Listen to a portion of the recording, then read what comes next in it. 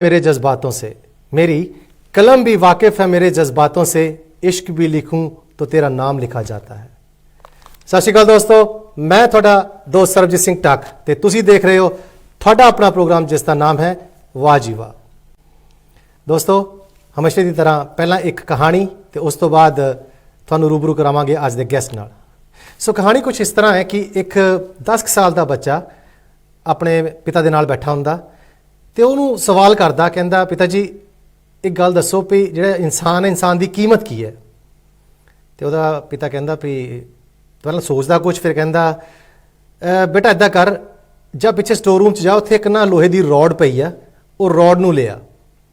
तो बेटा इदां ही करदा, बेटा जांदा ते एक जिहड़ी लोहे की रॉड सी उहनूं ले आंदा ते कहंदा अच्छा बेटा मैनूं दस इस लोहे की जिहड़ी रॉड का की मुल होएगा तेरे हिसाब नाल। वो कहंदा पापा भी ये हो सकता भी 200 रुपए की होनी है वध तो वध। ते पिता कहंदा अच्छा फिर इदां करदा, जे मैं इसी रॉड तो ये मैं किल बना देवां फिर किन्ना इहदा इस लोहे का जिहड़ा रेट होएगा। कहंदा पापा भी जे किल बनाए तो किल काफ़ी बनने इस रॉड तो इन्हां दा तकरीबन 1000 रुपए पै जाऊगा मुल। कहंदा ठीक है।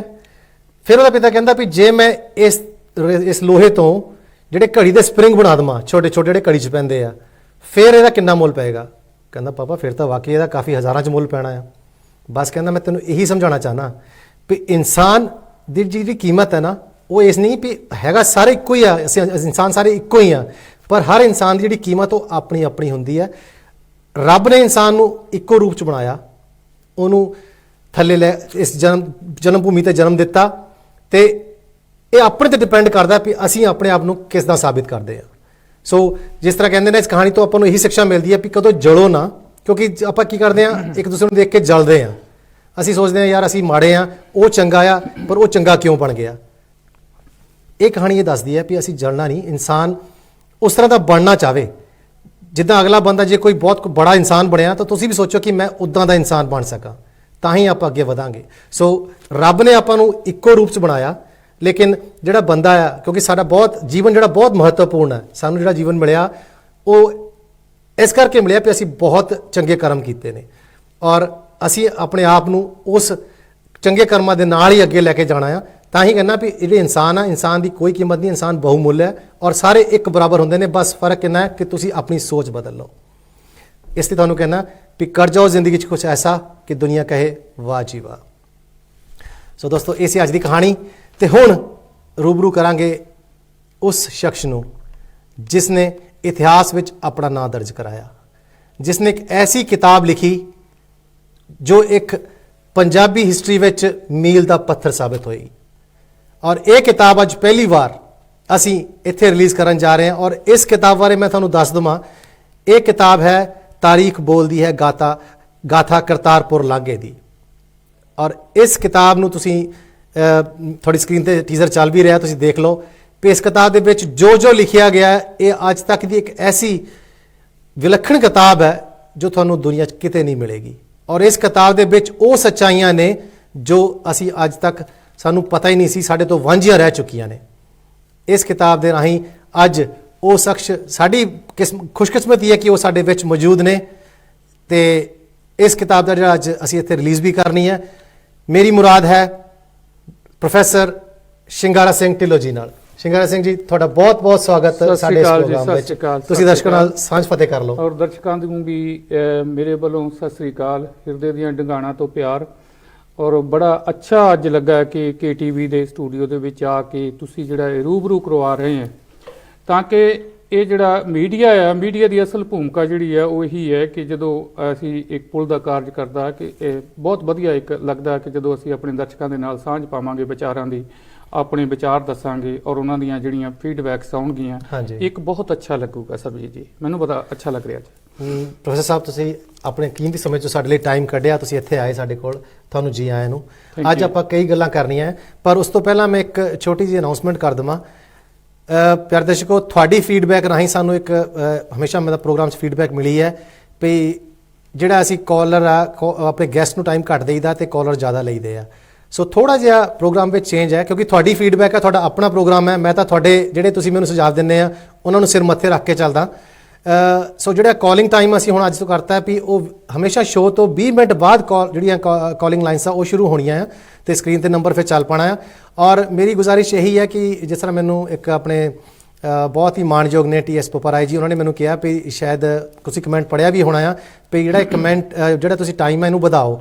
ਅਸੀਂ ਕੋਸ਼ਿਸ਼ ਕਰ ਰਹੇ ਹਾਂ ਵੀ ਸ਼ਾਇਦ ਟੀਮ ਨਾਲ ਗੱਲ ਕਰਕੇ ਟਾਈਮ ਵਧਾਈਏ ਵੀ, ਲੇਕਿਨ ਮੈਂ ਆਪਣੇ ਸਾਰੇ ਜਿਹੜੇ ਸਾਡੇ ਦਰਸ਼ਕ ਵੀਰ ਨੇ ਜਾਂ ਸਾਡੇ ਕਾਲਰ ਵੀਰ ਨੇ ਜਿਹੜੇ ਇਸ ਪ੍ਰੋਗਰਾਮ ਵਿੱਚ ਹਮੇਸ਼ਾ ਸ਼ਿਰਕਤ ਕਰਦੇ ਨੇ, ਮੈਂ ਉਹਨਾਂ ਨੂੰ ਇਹੀ ਗੁਜ਼ਾਰਿਸ਼ ਕਰੂੰਗਾ ਵੀ ਜਿਹੜੀ ਆਪਣੀ ਕਵਿਤਾਵਾਂ ਲੈ ਕੇ ਆਉਂਦੇ ਆ ਤੁਸੀਂ ਉਹ 1-2 ਮਿੰਟ ਦੀ ਰੱਖਿਆ ਕਰੋ, ਤਾਂ ਕਿ ਜਿਹੜੇ ਕਿਉਂਕਿ ਲਾਈਨ ਬਹੁਤ ਲੰਬੀ ਲੱਗੀ ਹੁੰਦੀ ਹੈ ਪਿੱਛੇ, ਔਰ ਮੈਨੂੰ ਬਾਅਦ 'ਚ ਕਈ ਕਹਿੰਦੇ ਮੈਂ 10 ਕਾਲਾਂ ਮਿਸ ਹੋ ਗਈਆਂ, 20 ਕਾਲਾਂ ਮਿਸ ਹੋ ਗਈਆਂ। ਸੋ ਆਪਾਂ ਨੇ ਸਾਰਿਆਂ ਨੂੰ ਟਾਈਮ ਦੇਣਾ। ਸੋ 20 ਮਿੰਟ ਤੋਂ ਬਾਅਦ ਆਪਾਂ ਹੁਣ ਕਾਲਾਂ ਲੈਣਾ ਸ਼ੁਰੂ ਕਰਨੀਆਂ ਤੇ ਜਿਹੜਾ ਸ਼ੋਅ ਦਾ ਜਿਹੜਾ ਥੋੜ੍ਹਾ ਜਿਹਾ ਆਪਾਂ ਨੇ ਇਹ ਟ੍ਰੈਂਡ ਚੇਂਜ ਕੀਤਾ ਹੈ। ਸੋ ਉਮੀਦ ਕਰਦਾ ਵੀ ਜਿਹੜੀ ਤੁਹਾਡੀ ਇਹ ਫੀਡਬੈਕ ਹੈ ਤੁਹਾਨੂੰ ਆਪ ਮਨਜ਼ੂਰ ਹੋਏਗੀ। ਸੋ ਅਸੀਂ ਤਾਂ ਤੁਹਾਡੇ ਸੇਵਕ ਹਾਂ, ਜਿਸ ਤਰ੍ਹਾਂ ਤੁਸੀਂ ਕਹੋਗੇ ਅਸੀਂ ਉਹ ਕਰਾਂਗੇ। ਸੋ ਇਹ ਮੇਰੀ ਬੇਨਤੀ ਜ਼ਰੂਰ ਮਨਜ਼ੂਰ ਕਰਿਓ। ਸ਼ਿੰਗਾਰਾ ਸਿੰਘ ਜੀ, ਜਿਸ ਤਰ੍ਹਾਂ ਮੈਂ ਪਹਿਲਾਂ ਕਿਹਾ ਵੀ ਤੁਸੀਂ ਇੱਕ ਐਸੀ ਕਿਤਾਬ ਅੱਜ ਲਿਖੀ ਹੈ ਜਿਹਦਾ ਜੋ ਪੰਜਾਬੀ ਇਤਿਹਾਸ ਵਿੱਚ ਇੱਕ ਮੀਲ ਦਾ ਪੱਥਰ ਸਾਬਿਤ ਹੋਈ ਹੈ। ਸਾਨੂੰ ਪਤਾ ਹੈ ਵੀ ਤੁਸੀਂ ਅੱਜ ਤੱਕ ਤਕਰੀਬਨ 18 ਕਿਤਾਬਾਂ ਵੀ ਲਿਖੀਆਂ ਹੈ। ਬਿਲਕੁਲ ਜੀ, 18 ਕਿਤਾਬਾਂ ਲਿਖ ਚੁੱਕੀ ਹੈ। ਤੁਹਾਡੀ 19ਵੀਂ ਕਿਤਾਬ ਹੈ ਤੇ 20ਵੀਂ ਕਿਤਾਬ ਜਿਹੜੀ ਹੈ ਉਹ ਆਉਣ ਵਾਲੇ ਸਮੇਂ 'ਚ ਮੇਰੇ ਖਿਆਲ ਅਗਲੇ ਮਹੀਨੇ ਜਾਂ ਉਸ ਤੋਂ ਅਗਲੇ ਮਹੀਨੇ ਆ ਜਾਏਗੀ, ਜੋ ਮਹੀਨੇ ਦੇ ਵਿੱਚ ਆ ਜਾਏਗੀ। ਕਰੋਨਾ ਦੇ ਉੱਪਰ ਤੁਸੀਂ ਲਿਖੀ ਹੈ। ਆਪਾਂ ਇਦਾਂ ਕਰਦੇ ਹਾਂ, ਪਹਿਲਾਂ ਇਸ ਕਿਤਾਬ ਨੂੰ ਰਿਲੀਜ਼ ਕਰ ਲੈਂਦੇ ਹਾਂ, ਫਿਰ ਆਪਾਂ ਗੱਲ ਕਰਾਂਗੇ। ਮੈਂ ਚਾਹਾਂਗਾ ਤੁਸੀਂ ਆਪਣੇ ਹੱਥਾਂ ਨਾਲ ਹੀ ਇਹ ਕਿਤਾਬ ਖੋਲ ਕੇ ਸਾਡੇ ਦਰਸ਼ਕਾਂ ਦੇ ਰੂਬਰੂ ਕਰੋ। ਰਿਲੀਜ਼ ਜਿਹੜੀ ਹੈ ਤੁਸੀਂ ਕਰਨੀ ਹੈ, ਮੈਂ ਤੁਹਾਨੂੰ ਸੌਂਪ ਦਿੱਤੀ ਹੈ। ਚਲੋ ਮੈਂ ਕਰ ਲੈਣਾ ਜੀ, ਮੇਰੇ ਲਈ ਬੜੇ ਮਾਣ ਦੀ ਗੱਲ ਹੈ। ਤੁਸੀਂ ਮੈਨੂੰ ਇਹ ਮਾਣ ਬਖਸ਼ ਰਹੇ ਹੋ ਕਿ ਅੱਜ ਇਹ ਕਿਤਾਬ ਇੱਥੇ ਇਸ ਸਟੇਜ ਤੇ ਪੂਰੀ ਦੁਨੀਆ ਦੇ ਸਾਹਮਣੇ ਰਿਲੀਜ਼ ਹੋ ਰਹੀ ਹੈ। ਮੇਰੇ ਵਾਸਤੇ ਵੀ ਬਹੁਤ ਮਾਣ ਦੀ ਗੱਲ ਹੈ ਕਿ KTV ਦੇ ਸਟੂਡੀਓ ਜਿਹੜਾ ਗਲੋਬਲ ਮੀਡੀਆ ਦੇ ਵਿੱਚ ਵੱਡਾ ਸਥਾਨ ਰੱਖਦਾ, ਉੱਥੇ ਜਿਹੜੀ ਇਹ ਕਿਤਾਬ ਦੀ ਰਿਲੀਜ਼ ਹੋ ਰਹੀ ਹੈ। ਮੇਰੇ ਵਾਸਤੇ ਬਹੁਤ ਵੱਡੀ ਗੱਲ ਹੈ। ਇਹ ਕਿਤਾਬ ਹੈ ਜੀ, ਤਾਰੀਖ ਬੋਲਦੀ ਹੈ ਗਾਥਾ ਕਰਤਾਰਪੁਰ ਲਾਂਘੇ ਦੀ। ਸੋ ਇਹ ਕਿਤਾਬ ਅੱਜ ਤੁਹਾਡੇ ਰੂਬਰੂ ਹੋਈ ਹੈ, ਤੁਹਾਡੇ ਵਿੱਚ ਤੁਹਾਡੀ ਕਚਹਿਰੀ 'ਚ ਆ ਰਹੀ ਹੈ ਇਹ ਕਿਤਾਬ। ਇਹਨੂੰ ਪੜ੍ਹਿਓ ਜ਼ਰੂਰ, ਕਿਉਂਕਿ ਇਸ ਕਿਤਾਬ ਵਿੱਚ ਉਹ ਸੱਚਾਈਆਂ ਨੇ ਜਿਸ ਤੋਂ ਅਸੀਂ ਅੱਜ ਤੱਕ ਵਾਂਝੇ ਰਹੇ ਹਾਂ। ਮੈਂ ਪਹਿਲਾਂ ਵੀ ਕਿਹਾ ਵੀ ਇਹ ਕਿਤਾਬ ਇੱਕ ਮੀਲ ਦਾ ਪੱਥਰ ਹੈ, ਕਿਉਂਕਿ ਕਈ ਗੱਲਾਂ ਇਸ ਕਿਤਾਬ ਵਿੱਚ ਹੈ ਜਿਹੜੀ ਸਾਨੂੰ ਪਤਾ ਹੀ ਨਹੀਂ ਸੀ। ਔਰ ਇਹ ਡਾਕਟਰ ਸਾਹਿਬ ਇਹ ਪੂਰੇ ਵਾਅਦੇ ਨਾਲ ਕਹਿ ਰਹੇ ਵੀ ਇਹ ਕਿਤਾਬ 'ਚ ਜੋ ਲਿਖਿਆ ਗਿਆ ਹੈ ਇਹ ਵਰਲਡ 'ਚ ਕਿਸੇ ਨੂੰ ਨਹੀਂ ਪਤਾ ਸੀਗਾ। ਸੋ ਆਪਾਂ ਅੱਜ ਉਹਨਾਂ ਬਾਰੇ ਗੱਲਬਾਤ ਵੀ ਕਰਨੀ ਹੈ ਤੇ ਉਸ ਤੋਂ ਬਾਅਦ ਥੋੜ੍ਹੀਆਂ ਕਾਲਾਂ ਵੀ ਲੈਣੀਆਂ।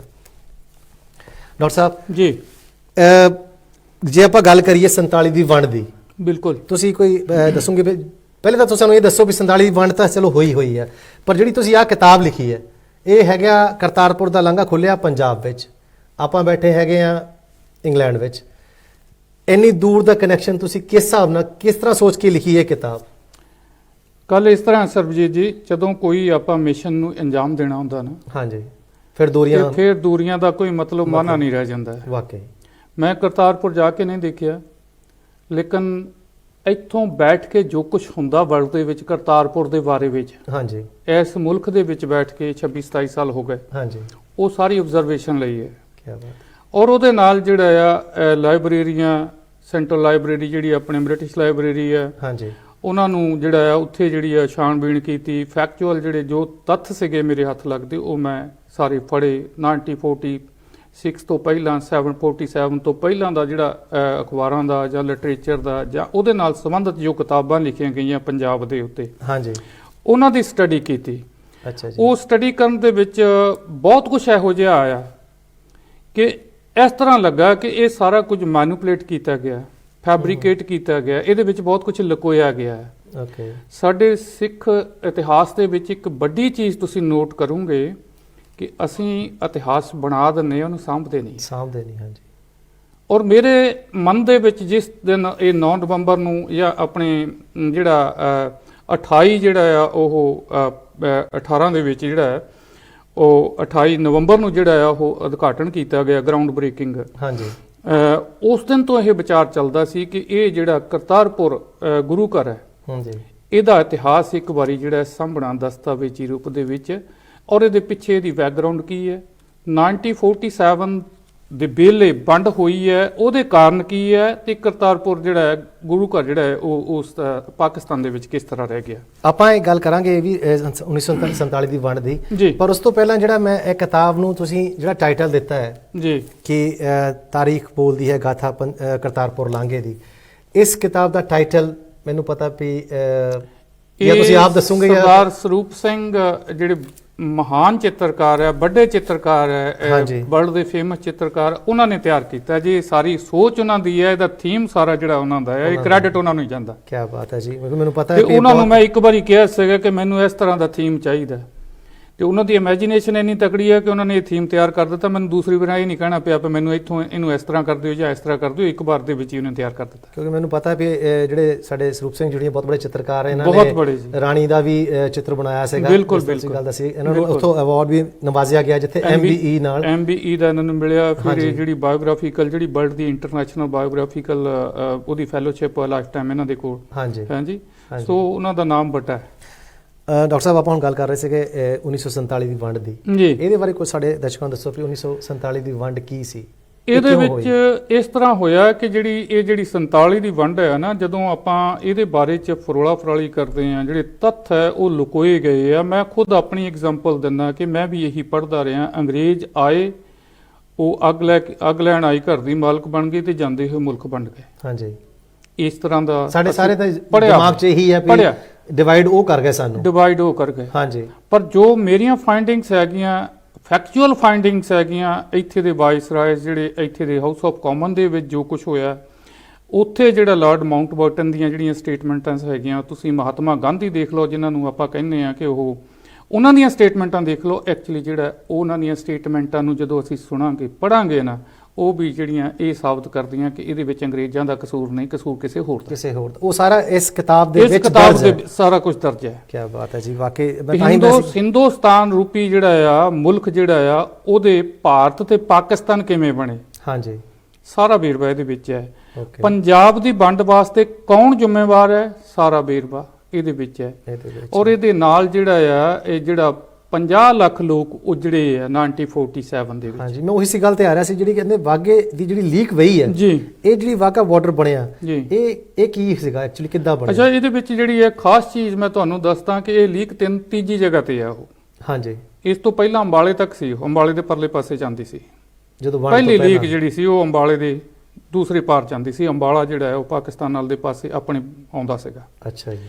ਉਸ ਤੋਂ ਬਾਅਦ ਇਹ ਲੀਕ ਚੱਲ ਗਈ, ਜਿਹੜੀ ਹੈ ਸਤਲੁਜ ਦਰਿਆ, ਜਿਹੜੀ ਆਪਣੇ ਨਹਿਰ ਹੈ, ਰੋਪੜ ਵਾਲੀ ਨਹਿਰ, ਜਿਹਨੂੰ ਆਪਾਂ ਬਿਸਤਿਆਬ ਨਹਿਰ ਕਹਿੰਦੇ ਆ, ਉੱਥੇ ਚਲੇ ਗਈ। ਰੋਪੜ ਜਿਹੜਾ ਪਾਕਿਸਤਾਨ ਦੇ ਵਿੱਚ ਜਾਂਦਾ ਸੀ, ਫਿਰੋਜ਼ਪੁਰ, ਜੀਰਾ, ਰਾਹੋਂ, ਨਵਾਂ ਸ਼ਹਿਰ, ਇਹ ਸਾਰੇ ਪਾਕਿਸਤਾਨ ਦੇ ਏਰੀਏ ਦੇ ਵਿੱਚ ਸੀਗੇ। ਬਿਲਗਾ, ਇਹ ਪਿੰਡ ਜਿਹੜੇ ਆ, ਨੂਰਮਹਿਲ, ਨਕੋਦਰ, ਸਾਰੇ ਪਾਕਿਸਤਾਨ ਦੇ ਵਿੱਚ ਜਾਂਦੇ ਸੀ। ਇਹ ਗੱਲ ਮਤਲਬ ਅਸੀਂ ਵੀ ਚਲੋ ਪੜਿਆ ਇਤਿਹਾਸ, ਲੇਕਿਨ ਸਾਨੂੰ ਨਹੀਂ ਪਤਾ ਇਸ ਗੱਲ ਬਾਰੇ। ਨਹੀਂ ਪਤਾ, ਮੈਨੂੰ ਪਤਾ ਇਸ ਚੀਜ਼ਾਂ ਦਾ। ਮੈਂ ਇਸੇ ਕਰਕੇ ਕਹਿੰਦਾ ਇਹਦੇ ਵਿੱਚ ਉਹ ਤੱਥ ਦਿੱਤੇ ਆ ਕਿ ਮੈਂ ਉਹਨਾਂ ਚੀਜ਼ਾਂ ਨੂੰ ਸਾਹਮਣੇ ਲਿਆਂਦਾ ਤਾਂ ਕਿ ਜਿਹੜੀ ਹਕੀਕਤ ਜਿਹੜੀ ਆ ਉਹ ਪਬਲਿਕ ਦੇ ਵਿੱਚ ਜਾ ਸਕੇ, ਜਿਹੜੀਆਂ ਗੱਲਾਂ ਨਹੀਂ ਦੱਸੀਆਂ। ਉਸ ਤੋਂ ਬਾਅਦ ਹੁਣ ਤੁਸੀਂ ਪੁੱਛ ਸਕਦੇ ਆ ਕਿ ਇਹ ਜਦ ਬਿਸਤਿਆਬ ਦੇ ਉੱਤੇ ਜਾਂਦੀ ਸੀ ਤੇ ਮੁੜ ਕੇ ਵਾਘੇ ਦੇ ਵਿੱਚ ਕਿੱਦਾਂ ਚਲ ਗਈ? ਹਾਂਜੀ, ਇਹੀ ਮੈਂ ਇਸ ਗੱਲ ਤੇ ਆ ਰਿਹਾ ਸੀ ਕਿ ਉਹ ਫਿਰ ਵਾਘੇ ਤੱਕ ਕਿੱਦਾਂ ਪਹੁੰਚੀ ਜਾ? ਉਹ ਜਿਹੜੀ ਹੈ ਗੁਰਦਾਸਪੁਰ, ਫਿਰੋਜ਼ਪੁਰ ਤੇ ਇਹ ਜਿਹੜਾ ਜੀਰਾ, ਇਹਨਾਂ ਤਿੰਨਾਂ ਦਾ ਜਿਹੜਾ ਰੌਲਾ ਪੈ ਗਿਆ ਸੀ। 2 ਕਮਿਸ਼ਨ ਬਣੇ ਸੀਗੇ, ਤੇ ਇੱਕ ਪਾਕਿਸਤਾਨ ਦਾ ਰਿਪਰੈਜ਼ੈਂਟ ਕਰਦਾ ਸੀ ਤੇ ਇੱਕ ਇਧਰੋਂ ਇਹ ਹਿੰਦੂ ਸੀਗਾ, ਜੱਜ ਸੀਗੇ। ਉਹਨਾਂ ਨੇ ਜਿਹੜਾ ਆ ਉਹ ਫੈਸਲਾ ਇਹ ਕੀਤਾ ਕਿ ਸਾਨੂੰ ਜਿਹੜਾ ਆ, ਪਾਕਿਸਤਾਨ ਵਾਲਾ ਕਹਿੰਦੇ ਸੀ ਜਮਨਾ ਤੱਕ ਦਿਓ ਸਾਨੂੰ, ਤੇ ਇਹ ਕਹਿੰਦੇ ਸੀ ਲਾਹੌਰ ਜਿਹੜਾ ਹੈ ਸਾਡੇ ਅੰਦਰ ਹੋਣਾ ਚਾਹੀਦਾ। ਉਹ ਜਿਹੜਾ ਕਮਿਸ਼ਨ ਸੀਗਾ, ਕਮਿਸ਼ਨ ਨੇ ਫਿਰ ਦਰਿਆਵਾਂ ਦੇ ਇਲਾਕੇ ਦੇ ਆਧਾਰ ਦੇ ਉੱਤੇ ਜਿਹੜਾ ਡਿਸਾਈਡ ਕੀਤਾ ਕਿ ਜਿਹੜਾ ਇਹ ਇੱਥੇ ਲੀਕ ਵੱਜਣੀ ਹੈ, ਤੇ ਉਹ ਤਾਂ ਉੱਥੇ ਜਿਹੜਾ ਰਾਵੀ ਦਰਿਆ ਆ ਉਹ ਸੱਪ ਵਾਂਗ ਜਿਹੜਾ ਕਰੀਸਾਂ ਖਾ ਕੇ ਜਾਂਦਾ। 8 ਵਾਰ ਪਾਕਿਸਤਾਨ ਦੇ ਵਿੱਚ, 8 ਵਾਰ ਹਿੰਦੁਸਤਾਨ ਦੇ ਵਿੱਚ, ਭਾਰਤ ਦੇ ਵਿੱਚ ਇਸ ਵੇਲੇ। ਤੇ ਉਹਦਾ ਜਿਹੜਾ ਉਹ ਵਿਚਕਾਰ ਦੀ ਜਿਹੜੀ ਆ ਉਹ ਲੀਕ ਮਾਰ ਦਿੱਤੀ ਉਹ ਬਾਗੇ ਦੇ। ਔਰ ਜਦੋਂ ਸਿੱਖਾਂ ਨੇ ਡਿਸਾਈਡ ਕੀਤਾ, ਮਾਸਟਰ ਤਾਰਾ ਸਿੰਘ ਹੋਣੀ, ਕਿ ਅਸੀਂ ਤਾਂ ਭਾਰਤ ਦੇ ਨਾਲ ਰਹਿਣਾ, ਤੇ ਫਿਰ ਗੋਲਡਨ ਟੈਂਪਲ ਜਿਹੜਾ ਆ ਉਹ ਭਾਰਤ ਦੇ ਵਿੱਚ ਆਉਣਾ ਚਾਹੀਦਾ ਸੀ। ਸਿਰਫ ਇਸ ਚੀਜ਼ ਨੂੰ ਧਿਆਨ ਰੱਖਿਆ ਕਿ ਇੱਕ ਗੋਲਡਨ ਟੈਂਪਲ ਭਾਰਤ ਵਿੱਚ ਹੋਣਾ ਚਾਹੀਦਾ, ਬਾਕੀ ਸਭ ਕੁਝ ਜਿਹੜਾ ਭੁਲਾ ਕੇ ਲੀਕ ਜਿਹੜੀ ਆ ਉੱਥੇ ਬਾਗੇ ਤੇ ਅਟਾਰੀ ਦੇ ਦਰਮਿਆਨ ਉੱਥੇ ਮਾਰ ਦਿੱਤੀ ਗਈ, ਜੋ ਇਤਿਹਾਸ ਹੈ। ਹਾਂਜੀ ਹਾਂਜੀ। ਔਰ ਇਹਦੇ ਬਾਰੇ ਚ ਜਿੰਨੇ ਇਤਿਹਾਸ ਦੀਆਂ ਕਿਤਾਬਾਂ ਮੈਂ ਹਜੇ ਤੱਕ ਪੜ੍ਹੀਆਂ, ਮੈਂ ਬੜੀ ਫਰੋਲਾ ਫਰਾਲੀ ਕੀਤੀ ਹੈ, ਬੜੀ ਡੂੰਘੀ ਛਾਣਬੀਣ ਕੀਤੀ ਹੈ। ਅਜੇ ਤੱਕ ਮੈਨੂੰ ਜਿਹੜਾ ਇਹ ਫੈਕਚੁਅਲ ਜਿਹੜੇ ਆ ਇਹ ਕਿਸੇ ਨੇ ਡਿਸਕਲੋਜ਼ ਨਹੀਂ ਕੀਤੇ। ਪਰ ਇਹ ਸੈਂਟਰਲ ਲਾਇਬ੍ਰੇਰੀ ਜਿਹੜੀ ਆ ਇੱਥੇ ਇਹਨਾਂ ਕੋਲ ਸਾਰਾ ਪਿਆ, ਅਖਬਾਰਾਂ ਤੁਸੀਂ ਦੇਖ ਸਕਦੇ ਹੋ, ਪੁਰਾਣੇ ਗੱਜਟ ਫਰੋਲ ਸਕਦੇ ਹੋ। ਔਰ ਉਹਨਾਂ ਦੇ ਜਿਹੜੇ ਮਤੇ ਪਾਏ ਹੋਏ ਆ, ਅਸੀਂ ਕਹਿੰਦੇ ਆ 1947 ਦੀ ਵੰਡ, ਇਹਦੇ ਪਿੱਛੇ ਜਿਹੜਾ ਇੱਕ ਬਹੁਤ ਵੱਡਾ ਇਤਿਹਾਸ ਹੈ ਕਿ ਅੰਗਰੇਜ਼ ਕਦੇ ਵੀ ਕੋਈ ਗਲਤ ਕੰਮ ਨਹੀਂ ਸੀ ਕਰਦੇ। ਉਹ ਪੁੱਛ ਲੈਂਦੇ ਸੀਗੇ, ਉਹ ਪਹਿਲਾਂ ਰਾਇਸ਼ੁਮਾਰੀ ਕਰ ਲੈਂਦੇ ਸੀ, ਇਹ ਲੀਡਰ ਹੈਗੇ ਆ ਆਪਣੇ, ਹਿੰਦੂ ਆ, ਸਿੱਖ ਹੈ, ਦੂਸਰੇ ਤੀਸਰੇ, ਉਹਨਾਂ ਨੂੰ ਪੁੱਛ ਲੈਣਾ, ਅੱਛਾ ਤੁਸੀਂ ਦੱਸੋ ਕਿੱਦਾਂ ਕਰਨੀ, ਆਪਾਂ ਆਹ ਚੀਜ਼ ਨਹੀਂ ਕਰਨੀ ਹੈ। ਉਹ ਬਾਅਦ ਦੇ ਵਿੱਚ ਸਾਈਨ ਕਰ ਲੈਂਦੇ ਸੀਗੇ, ਏਜੰਡਾ ਬਣਾ ਲੈਂਦੇ ਸੀ, ਬਾਅਦ ਚ ਫਿਰ ਉਹ ਜਿਹੜਾ ਪੁੱਛ ਲੈਂਦੇ ਸੀ ਵੀ ਆ ਠੀਕ ਲੱਗਾ ਤੁਹਾਨੂੰ, ਹਾਂਜੀ। ਸਾਈਨ ਕਰੋ ਫਿਰ। ਤੁਸੀਂ ਹੁਣੀ ਗੱਲ ਕਰ ਰਹੇ ਸੀ 50,000 ਬੰਦੇ ਮਰੇ ਜਿਹੜੇ ਉੱਥੇ ਜਦੋਂ ਵੰਡ ਹੋਈ ਆ।